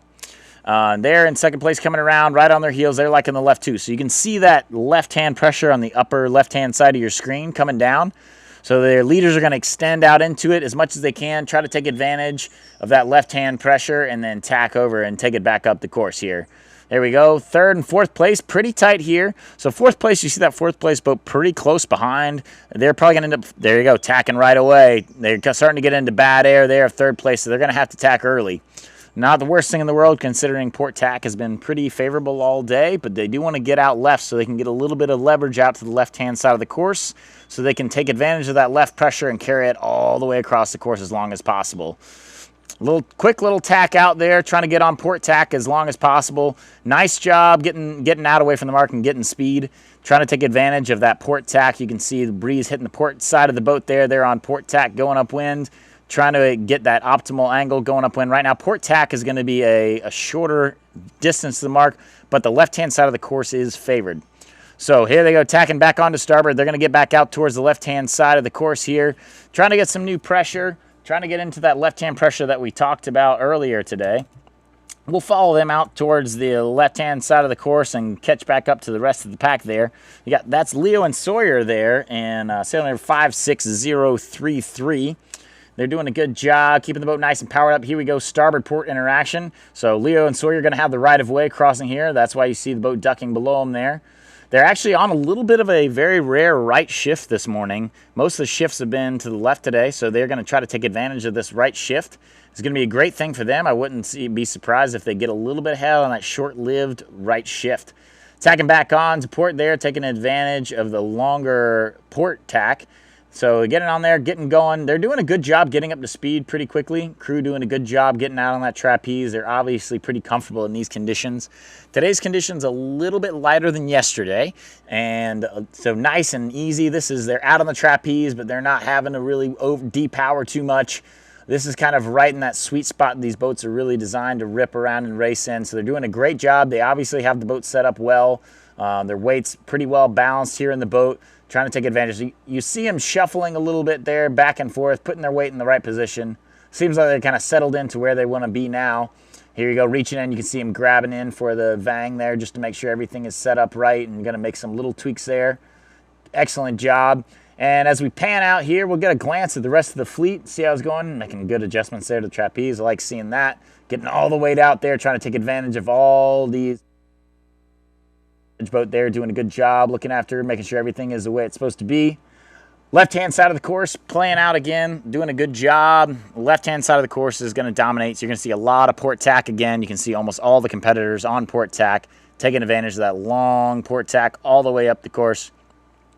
Got a long windward leg to go, and like we mentioned, they're going to be fighting a little bit of tide as they get up there as well. Port tack is going to be the dominant long tack, so we're going to head out here towards the left-hand side of the course to see the sailors that got the biggest left-hand leverage as they go over here. In the last race, you saw that left-hand side really paid off, and our leader really digging into the left confidently into the left-hand side. I think a lot of the sailors noticed that in the first race and see the conditions being the same, so they're digging into the left as well. You are seeing a little bit of bow down here from the boat in the foreground here, so a little bit of a right-hand shift, short-lived maybe here. That's why you can see the boat there in the upper right-hand corner of your screen on starboard tack. They're probably feeling a little bit of that right-hand shift and trying to take advantage of it to try to catch back up and pass. One of the tough things in this pack of boats is nobody's really letting up speed-wise. All of them are really talented sailors, so it's really hard if you fall back a little bit to get through because everyone's producing bad air coming off the end of the sails. Flowing off the back end of their sails is used up air, and if you get stuck in one of those lanes of dirty air, it's only going to drag you backwards. So they're trying to stay in clean air and get out ahead, so the boats behind are trying to break out, find their own clean lane of air, and get ahead. Doing a great job here, really working hard. You're seeing really physical work, both out of the skipper and crew. You'll see kind of different trends between each skipper and crew. Everybody will have their own kind of dynamics and teamwork. Some crews, you'll have the crew a little bit far out, a little bit more stable, with the skipper working their weight in and out. Some crews, the skipper will be a bit more stable, and the crew will be working their weight in and out. It all depends on the wind conditions, the team experiences. Everything's going to have that factor. But with the crew out on the trapeze working really hard, sometimes the skipper is going to lean in and make some changes or help the crew out or make some small control changes for the crew while they're out there on the wire. As the breeze picks up a little bit here, you'll see the crew starting to get a little bit lower on the wire, a little bit closer down to the water, and you're going to see them trying to keep as much power in that sail as they can by loading up the sail, keeping it powered up. not putting too much power in the sail so that they're not creating too much drag. It's a little bit easier to run upwind with a knife blade rather than a trash bag, but you got to have enough power to get through the waves. So they're trying to weigh that balance in their head of the shape of the sails to balance out between power and speed. And just like the downwind, you see Annabelle doing an amazing job on the upwind. She's obviously an experienced crew, obviously confident out there on the trapeze, bending leg, probably getting ready to tack over here, and there we go, covering second place, going back out to the left-hand side. The left-hand side was their advantage. They want to keep control of that advantage. Robert looking under the sail, down at the boat blowing, and making sure they're doing a good job covering them, getting out to the left-hand side. Meanwhile, you have our second place boat there looking out and trying to take advantage of the left-hand side, trying to see if they can get to the left. I said a little bit earlier, really you just have two ways around, either left or right around them. Right now, the left-hand side of the course has been favored, so the way around the leader is probably around to the left. Challenge is going to be getting around to the left of them without giving up too much. William and Grant know that, and so that's why they're getting back on to port tack here. And there we go. Doing a smart job, Robert and Annabelle, tacking back on and protecting their lead, covering the fleet back over to the right-hand side of the course. Everybody on port tack. That's a long tack of the day here. Everybody on it, working their way back. So when they're all on this board, it's all about a boat speed race here. They're trying to stay high, trying to stay fast. You can see the crew's making an adjustment. Annabelle doing a good job there. Bending knee, staying out, keeping power and keeping that mast compressed, keeping weight on the wire the whole time. Excellent job by these crews. They're doing a good job making adjustments, making more overall adjustments that they can make more of an average adjustment. So that what they're going to do is they're going to set that trapeze wire so that they don't have to make big gross adjustments. They can just make small adjustments with their legs and their knees. So that's why you can see William and Grant there on the boat, the left-hand side of your screen. You'll see him bending knee, going in, going out. Annabelle's probably a little bit lighter, so that's why she's able to stay out on the trapeze a little bit longer and take advantage of that. Being a lighter boat naturally, as long as they can handle the power as a light wind team, they're going to be faster. So that's why you see them scooting out a little bit, sailing a little bit higher. You can see their bow is pointing a little bit more towards the right-hand side of your screen, whereas William Grant's bow is pointing a little bit more towards the left-hand side of your screen. They're a little bit heavier team, so it's a little bit harder for them to hang on in that high-angle lane. So excellent job by Robert and Annabelle, doing a great job keeping as powered up as possible, taking advantage of their lighter weight. It's really coming in handy in this medium breeze. Yesterday might have been a little difficult for them in the heavier breeze, but today these are more of their conditions and they're taking advantage of it. Here we go, working our way out still, and that port tack, that's the long tack of the day. You're going to see them on it for a while. As we pan around and we see a little bit more of the rest of the fleet, we'll get a kind of an idea of what the overall grouping is doing here as we're working our way a little over halfway up this windward leg. And you'll probably see as we pan across, most of the fleet still on this same tack. A lot of port tackers. It's the long tack of the day. It's the correct tack of the day to be on. You're going up the course a bit more when you're on port tack, sailing a little bit shorter distance. Whereas the starboard tackers, it hasn't been as favorable today. So the advantage on starboard tack, if it does happen, it doesn't happen very long. So they're trying to weigh out as sailors and as tacticians, when is the time do I tack on to starboard tack and take advantage of a small right shift? And when do I just get back onto port tack and take advantage of that long tack? So you're definitely going to see a lot of the lead boats tacking at similar times, or trying to out-tack each other, maybe a second-place boat tacking just a tiny bit further or quicker ahead than the other. So you can see our lead boat there tacked a little bit earlier, coming back over here to the left, trying to take advantage of the left and trying to get that left leverage that they had before. I wouldn't be surprised if when they get on the line of this port tack boat up here ahead, if they just tack right back and get back onto port tack. Here they go, tacking right back and get on to port tack. Going back up, taking advantage of that long port tack. So they got their right hand, their left leverage back, and got out there to the left side of the course, taking advantage of that long port tack, and they're taking it back over to cover the middle of the fleet. As long as they can stay between the rest of the fleet and the windward mark, they're going to maintain their lead all the way up here to the windward mark and then head back down the final two legs of our race. Just a couple legs left here in race number 5 for the I-420s. Tacking back on, short little shift there. We're getting pretty close to the windward mark here. We're going to round the windward mark. We might have to take a brief intermission for a battery change on the drone before we work down into the finish. Here, as we come down in here to the final leg of the downwind leg of the race, we'll race downwind, jibe to the windward gates, and go to the finish. And if we need to, we might fly in here and change the drone battery so we can get you some good coverage of the finish line here. Great job rounding the mark. Good job keeping the boat powered up all the way around. William and Grant doing a good job there, keeping the boat powered up. Coming up to the windward mark here, going to make the final rounding of our windward leg here. Great job by all the sailors playing those shifts on the way up. Everybody's staying on port tack most of the time, recognizing that shift. Really smart sailing there. So we're going to take the drone in and swap out batteries here, and we'll bring you coverage for the finish of race number 5 for the I-420 here at the U.S. Sailing Youth Championships, powered by South Coast Wind. Welcome back. I'm here with Ellie and Richard Sykes here, the winners of our second race this morning. Richard, Ellie, how are you? Great. Good, good. Well, welcome, Richard, Ellie. And you guys share a last name? Yes, we do. Does that mean you're siblings or cousins or really close friends? We're siblings. Nice. Good. What is it like sailing with your sibling?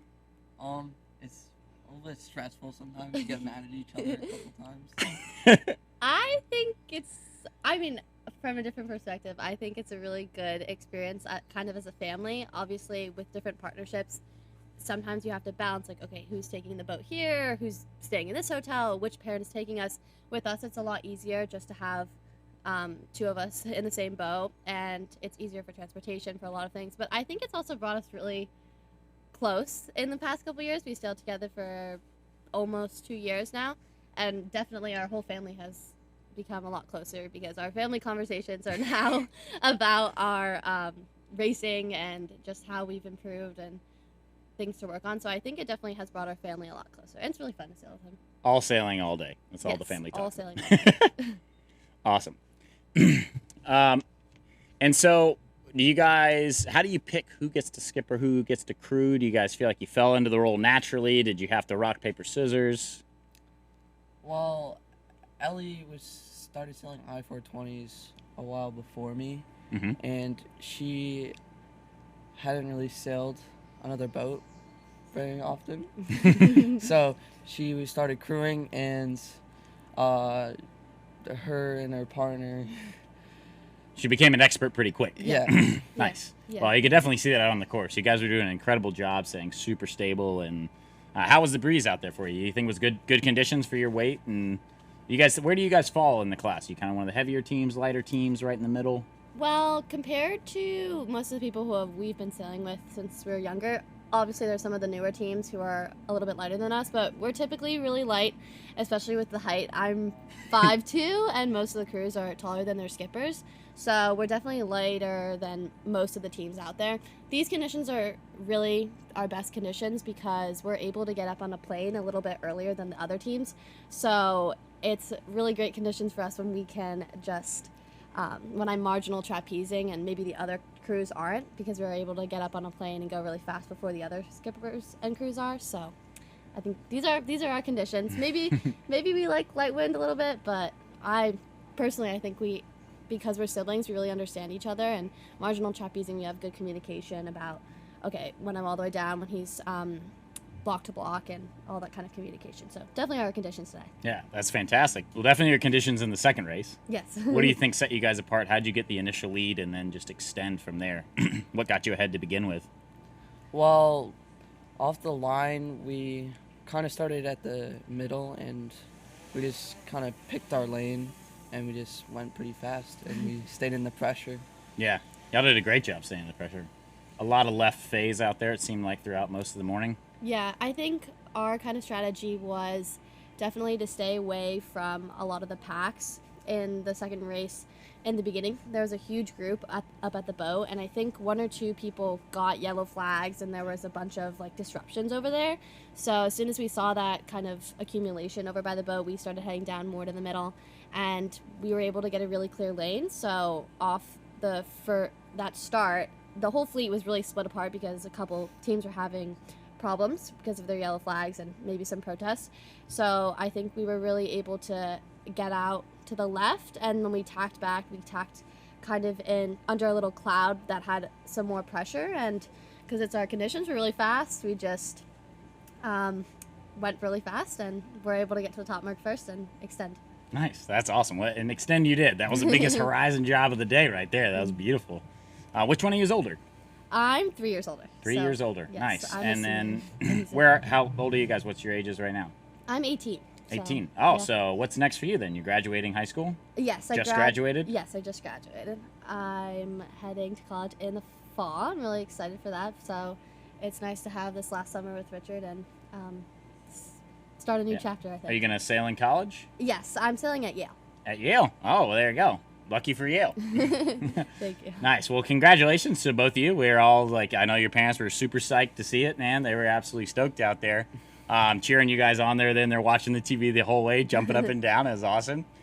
So what we're going to cut to now, we're going to cut straight into the IQ foil race. We're going into race number 1 of the day for us for the IQ foil. We're going to take you straight into the drone coverage and the action.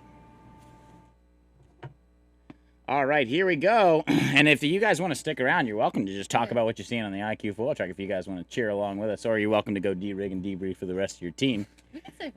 Yeah, you guys want to hang out for a bit? Oh, fantastic. We're going to have some co-hosts with you here. Ellie and Richard here. All right, so Ellie and Richard right here, just for you at home. We're having the same view that you have here of the drone, so we're going to be commenting live on what we're seeing here on the IQ foil race. So have you guys ever sailed any boats that foil before?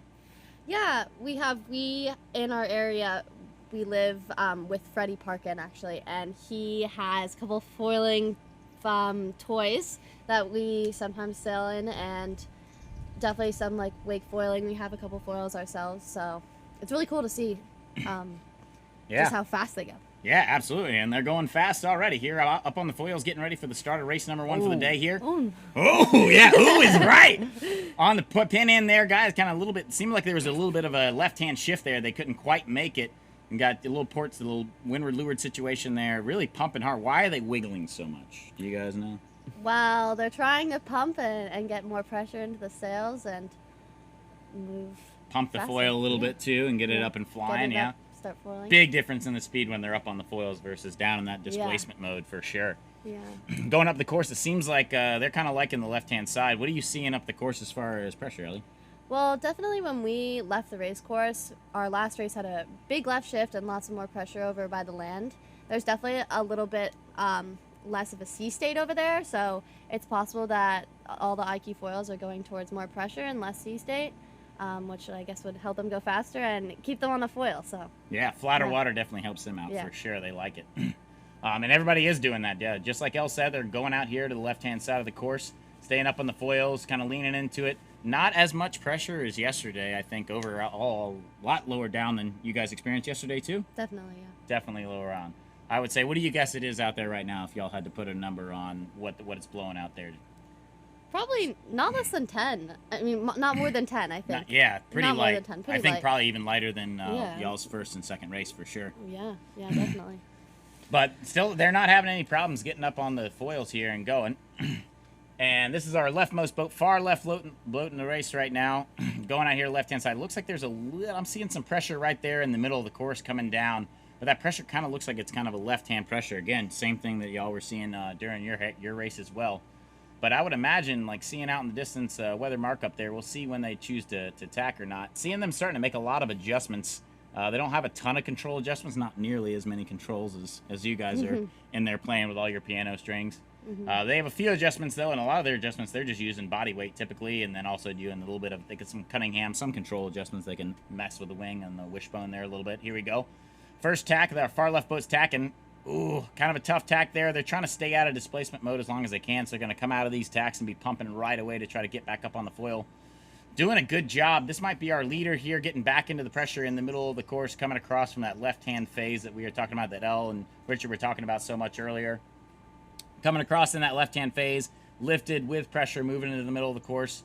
Seems like they're really trying to balance out between speed and angle here, even more so than y'all are having to deal with out in the middle of the course. Why do you think there's such a big difference between some people sailing high and slow and some people sailing low and fast? When you guys are out there racing, how do you decide which mode you want to be in? Well, I think we definitely think about the sea state and what's coming next. You try to really think about what is the next shift going to be? If I'm on a header right now, I want to dig into it, go really fast so I can get into the next shift. If you know that you're on the left side of the course, you might want to go a little bit lower and faster to get to the next shift if it's going to be a righty. I think on the course today there weren't as many shifts, but So we were kind of going in more of a higher and faster angle, especially because there's not a lot of sea state. Maybe if there's a little bit more waves and we need to get to pressure faster than other people, we might go in a lower mode. But today it's pretty calm, just playing the shifts and going to the left, I think, getting more pressure. Absolutely. And they're all coming across from the left. So let's say, Richard, let's say you were in this state, you're coming across the left, you're on the lifted tack. What mode are you going to be in if you're coming across on the lifted tack? I'm going really low and fast to get to the next pressure. Yeah, and it looks like that's exactly what our leader's doing. So you guys got the same mindset.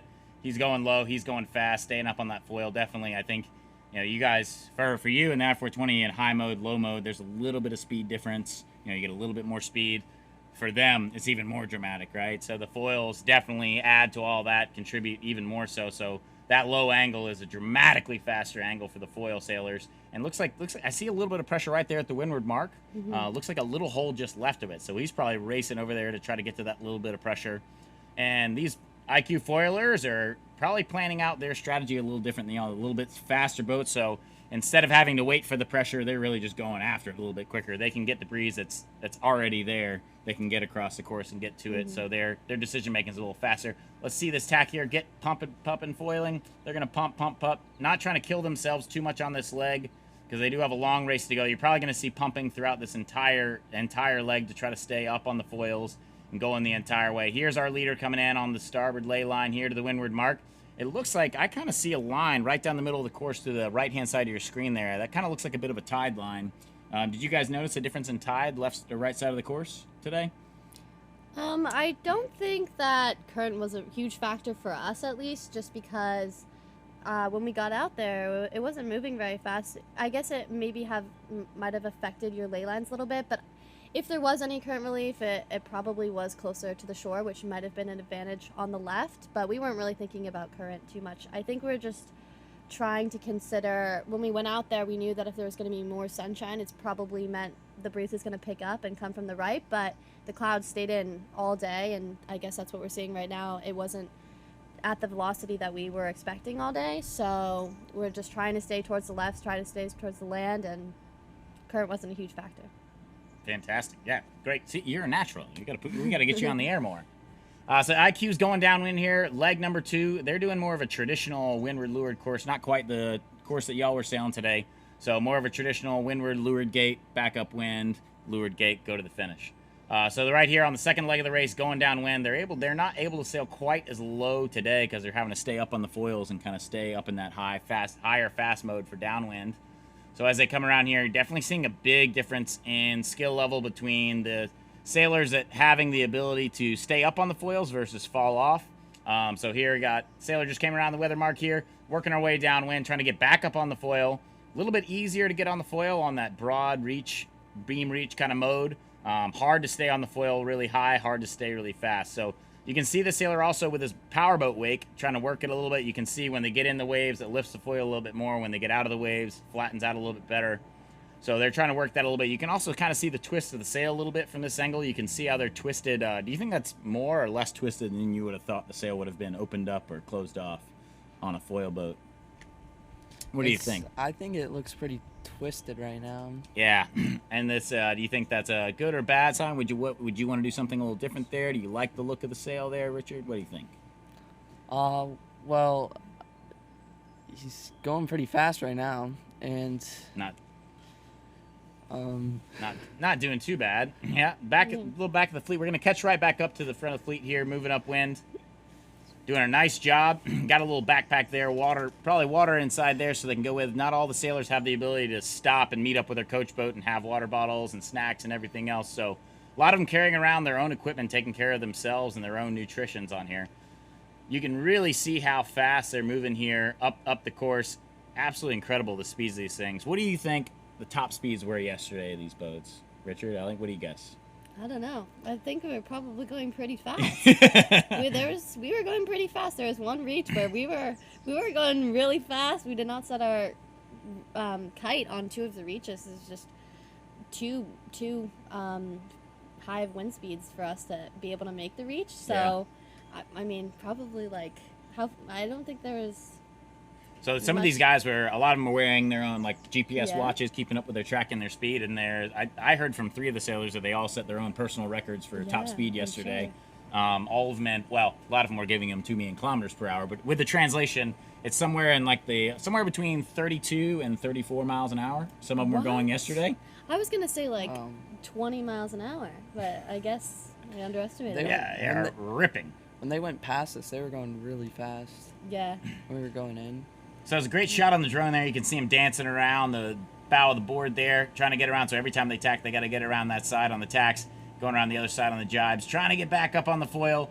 You can see really working both the sail and the board the entire time, trying to get positioning, trying to get the sail in the right place to be able to get where they need to be able to pump properly, get the right footing up on the side there. So pretty tricky there, but I'm sure, Ellie, you look comfortable on the trap out there. I'm sure you'd be fine out there on the foil this afternoon. Who is this person? Do we know? That's a great question. We can get the laptop fired up here. I can get a laptop brought in from the inside here, and we can get the names and numbers up here for all the sailors. And looking out here at the rest of the course, looking right here at the top end of the course here, looking upwind. And we're going to pan around and see more of the downwind segment of the course here, get the rest of the fleet up. And here we go up here at Weathermark, trying to skate around here, tacking on to the starboard ley line here onto the windward mark. We're going to pull up some of the IQ foils. You know, if we want, Ellie, you can just read out sail numbers you want to know, and I'll figure out who they are for you. How about that? Sure. So we're coming in, and we're going to get some of these boats coming around the Weathermark here. We're going to get them coming around, going downwind here. We're going to follow these boats coming downwind, see if we can get onto these foils, chasing them downwind, going down towards this finish line. Here we go, coming in downwind, following this IQ foiler, working downwind, and you can actually, it's really pretty neat to be able to see the waves from this direction. You can actually kind of see how it affects the boards a bit when they go through a wave, in a wave, out of a wave. You can see how much it affects the foil and the speed every time they get a little acceleration down the wave. Just same as y'all when you're racing on your I-420. It's the same principles, just a slightly different mechanism to get there. So catching up with this boat going downwind, doing a pretty decent job balancing it out here. Little eyes back of the drone, smiling, waving mom and dad back home there. So, sailing with USA 27 there. That's one of our IQ foils. If you guys want, it's one of the crew from Clearwater Community Sailing, one of our community sailing member teams out here racing. And Clearwater Community Sailing having a lot of representatives here, and especially in the IQ foil class. They do an amazing job putting together a program down there, teaching a lot of youth. And the community sailing programs are pretty incredible for getting people out on the water that don't grow up in a traditional yacht club background. Ellen, Richard, where did y'all grow up sailing? We grew up on the Long Island Sound, racing in there at Riverside Yacht Club. Nice. Like closer to the New York end of Long Island, or closer out towards the tip? It's really close to New York, actually. In our area, it's really nice because we have a bunch of different yacht clubs in our area. I think we have like maybe 5 or 6. So it's similar to Miami, how they have a lot of yacht clubs and everyone gets to sail in a small area. But we're typically used to lighter air in Long Island Sound, so it's nice to sail in more of our conditions here. So yeah. Yeah, so that's absolutely. So do you sail in the JSA league around there, or? We did when we were younger. We kind of grew up sailing opties in Long Island Sound with our yacht club, but then when we got to a certain age, we started sailing with Lysot, which is the team that we sail with now.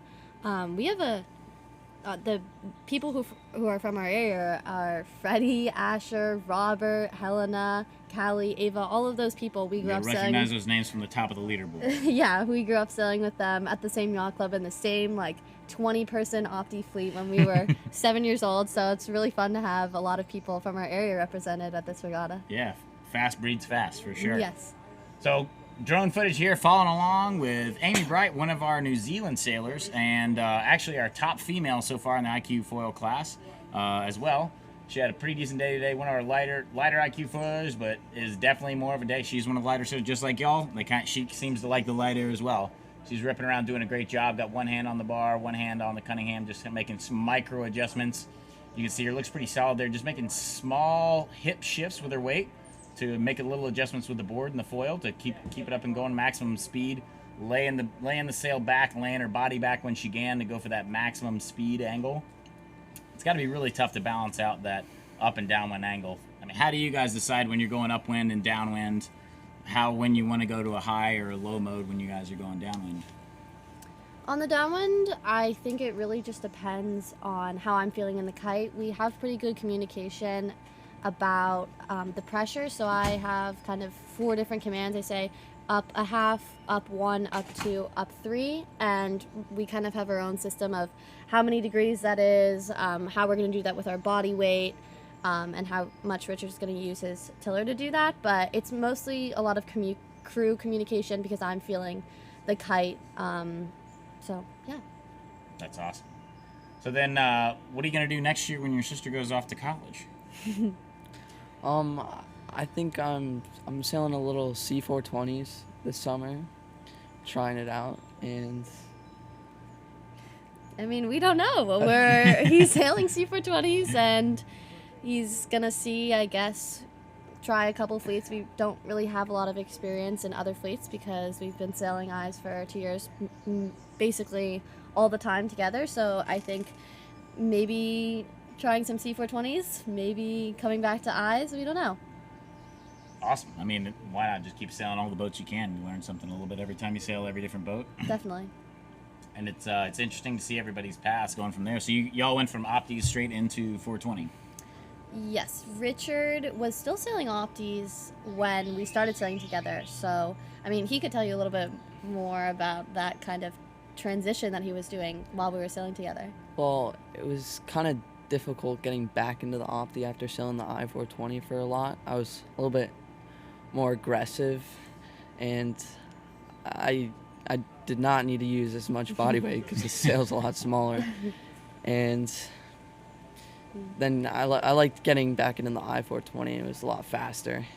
Yeah, definitely. He came into the I-420, I think, our first day. We went on a reach, and I was like, okay, Richard, like, just be very careful with the rudder and just do all this. And we were sailing. We were definitely planing. It was really nice conditions. She's like, I didn't realize I could even go this fast. So I think definitely you would complain when you went back to the Opti, just about how much slower it was. But it's definitely been really fun to watch him transition. I didn't really sail Optis as much, so I think it was good for him to get that little balance between Optis and then getting into a faster boat and working with somebody else too.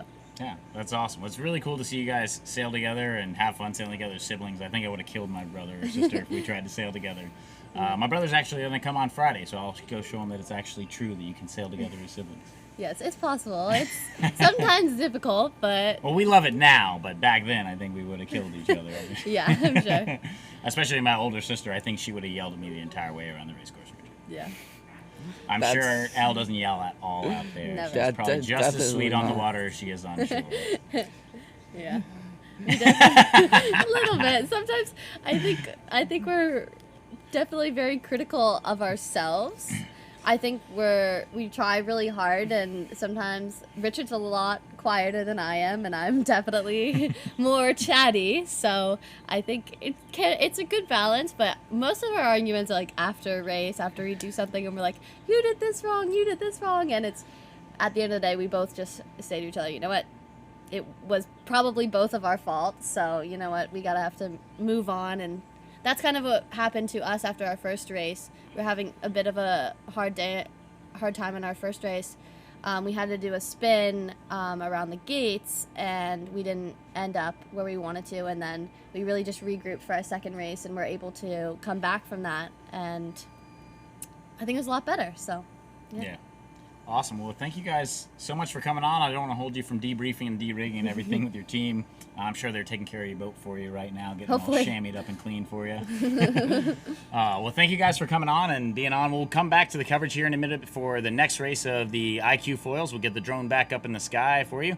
Thank you, Richard. Al, thanks so much again. We'll have you on later on this week. Yeah? Sound good? Sure. Awesome. Thanks so Thank much. you so much. Thank you. We'll go to a short break and come back soon.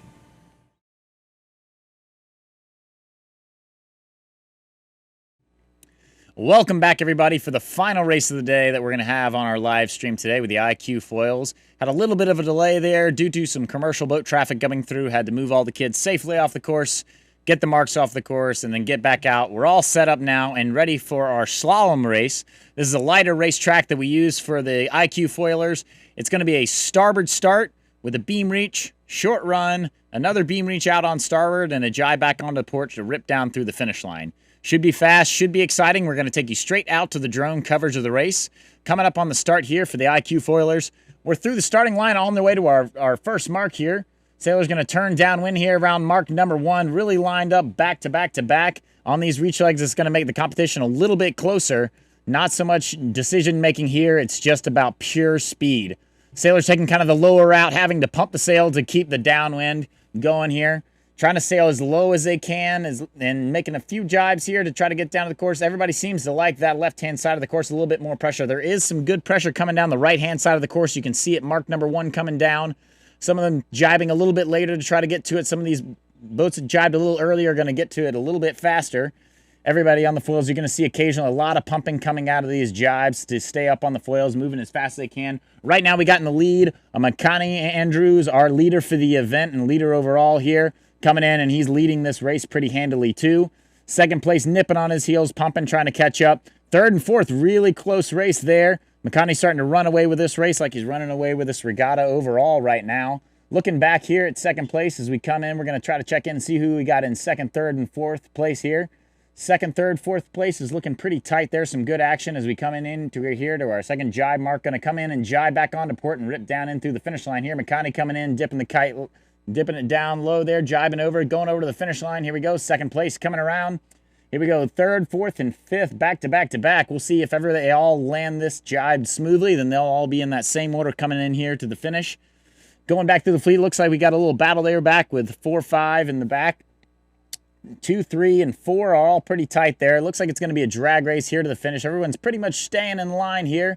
As we look back in the fleet, everybody's doing a fantastic job. Great job by all these youth sailors staying up on the foil all the way around through this downwind slalom course, doing an incredible job ripping around, and they're ripping right back up to the start line to get ready for the next race.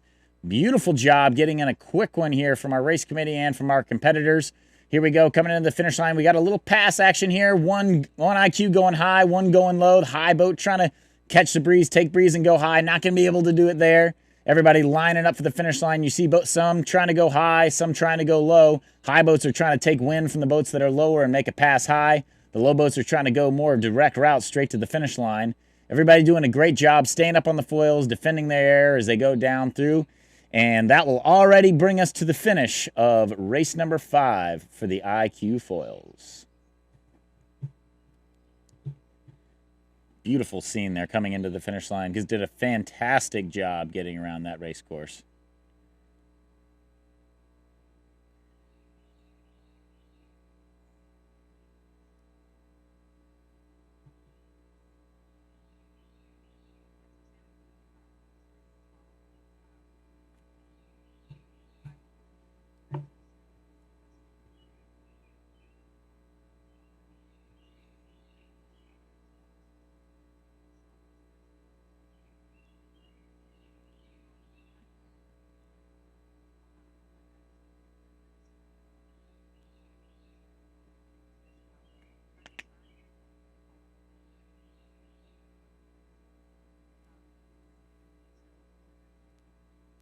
Pretty much exactly what just happened.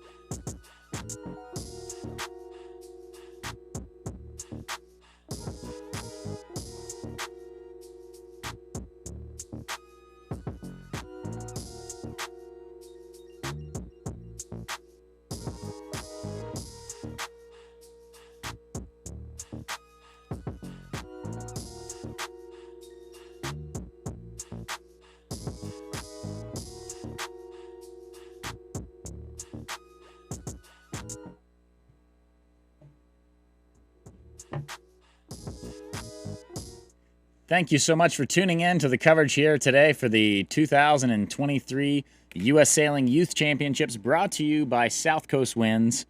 Thank you so much. A fantastic day of racing out there on the water. We got 2 more days of coverage coming to you. And to end our day, we got a message from our CEO at U.S. Sailing, Alan Usfield.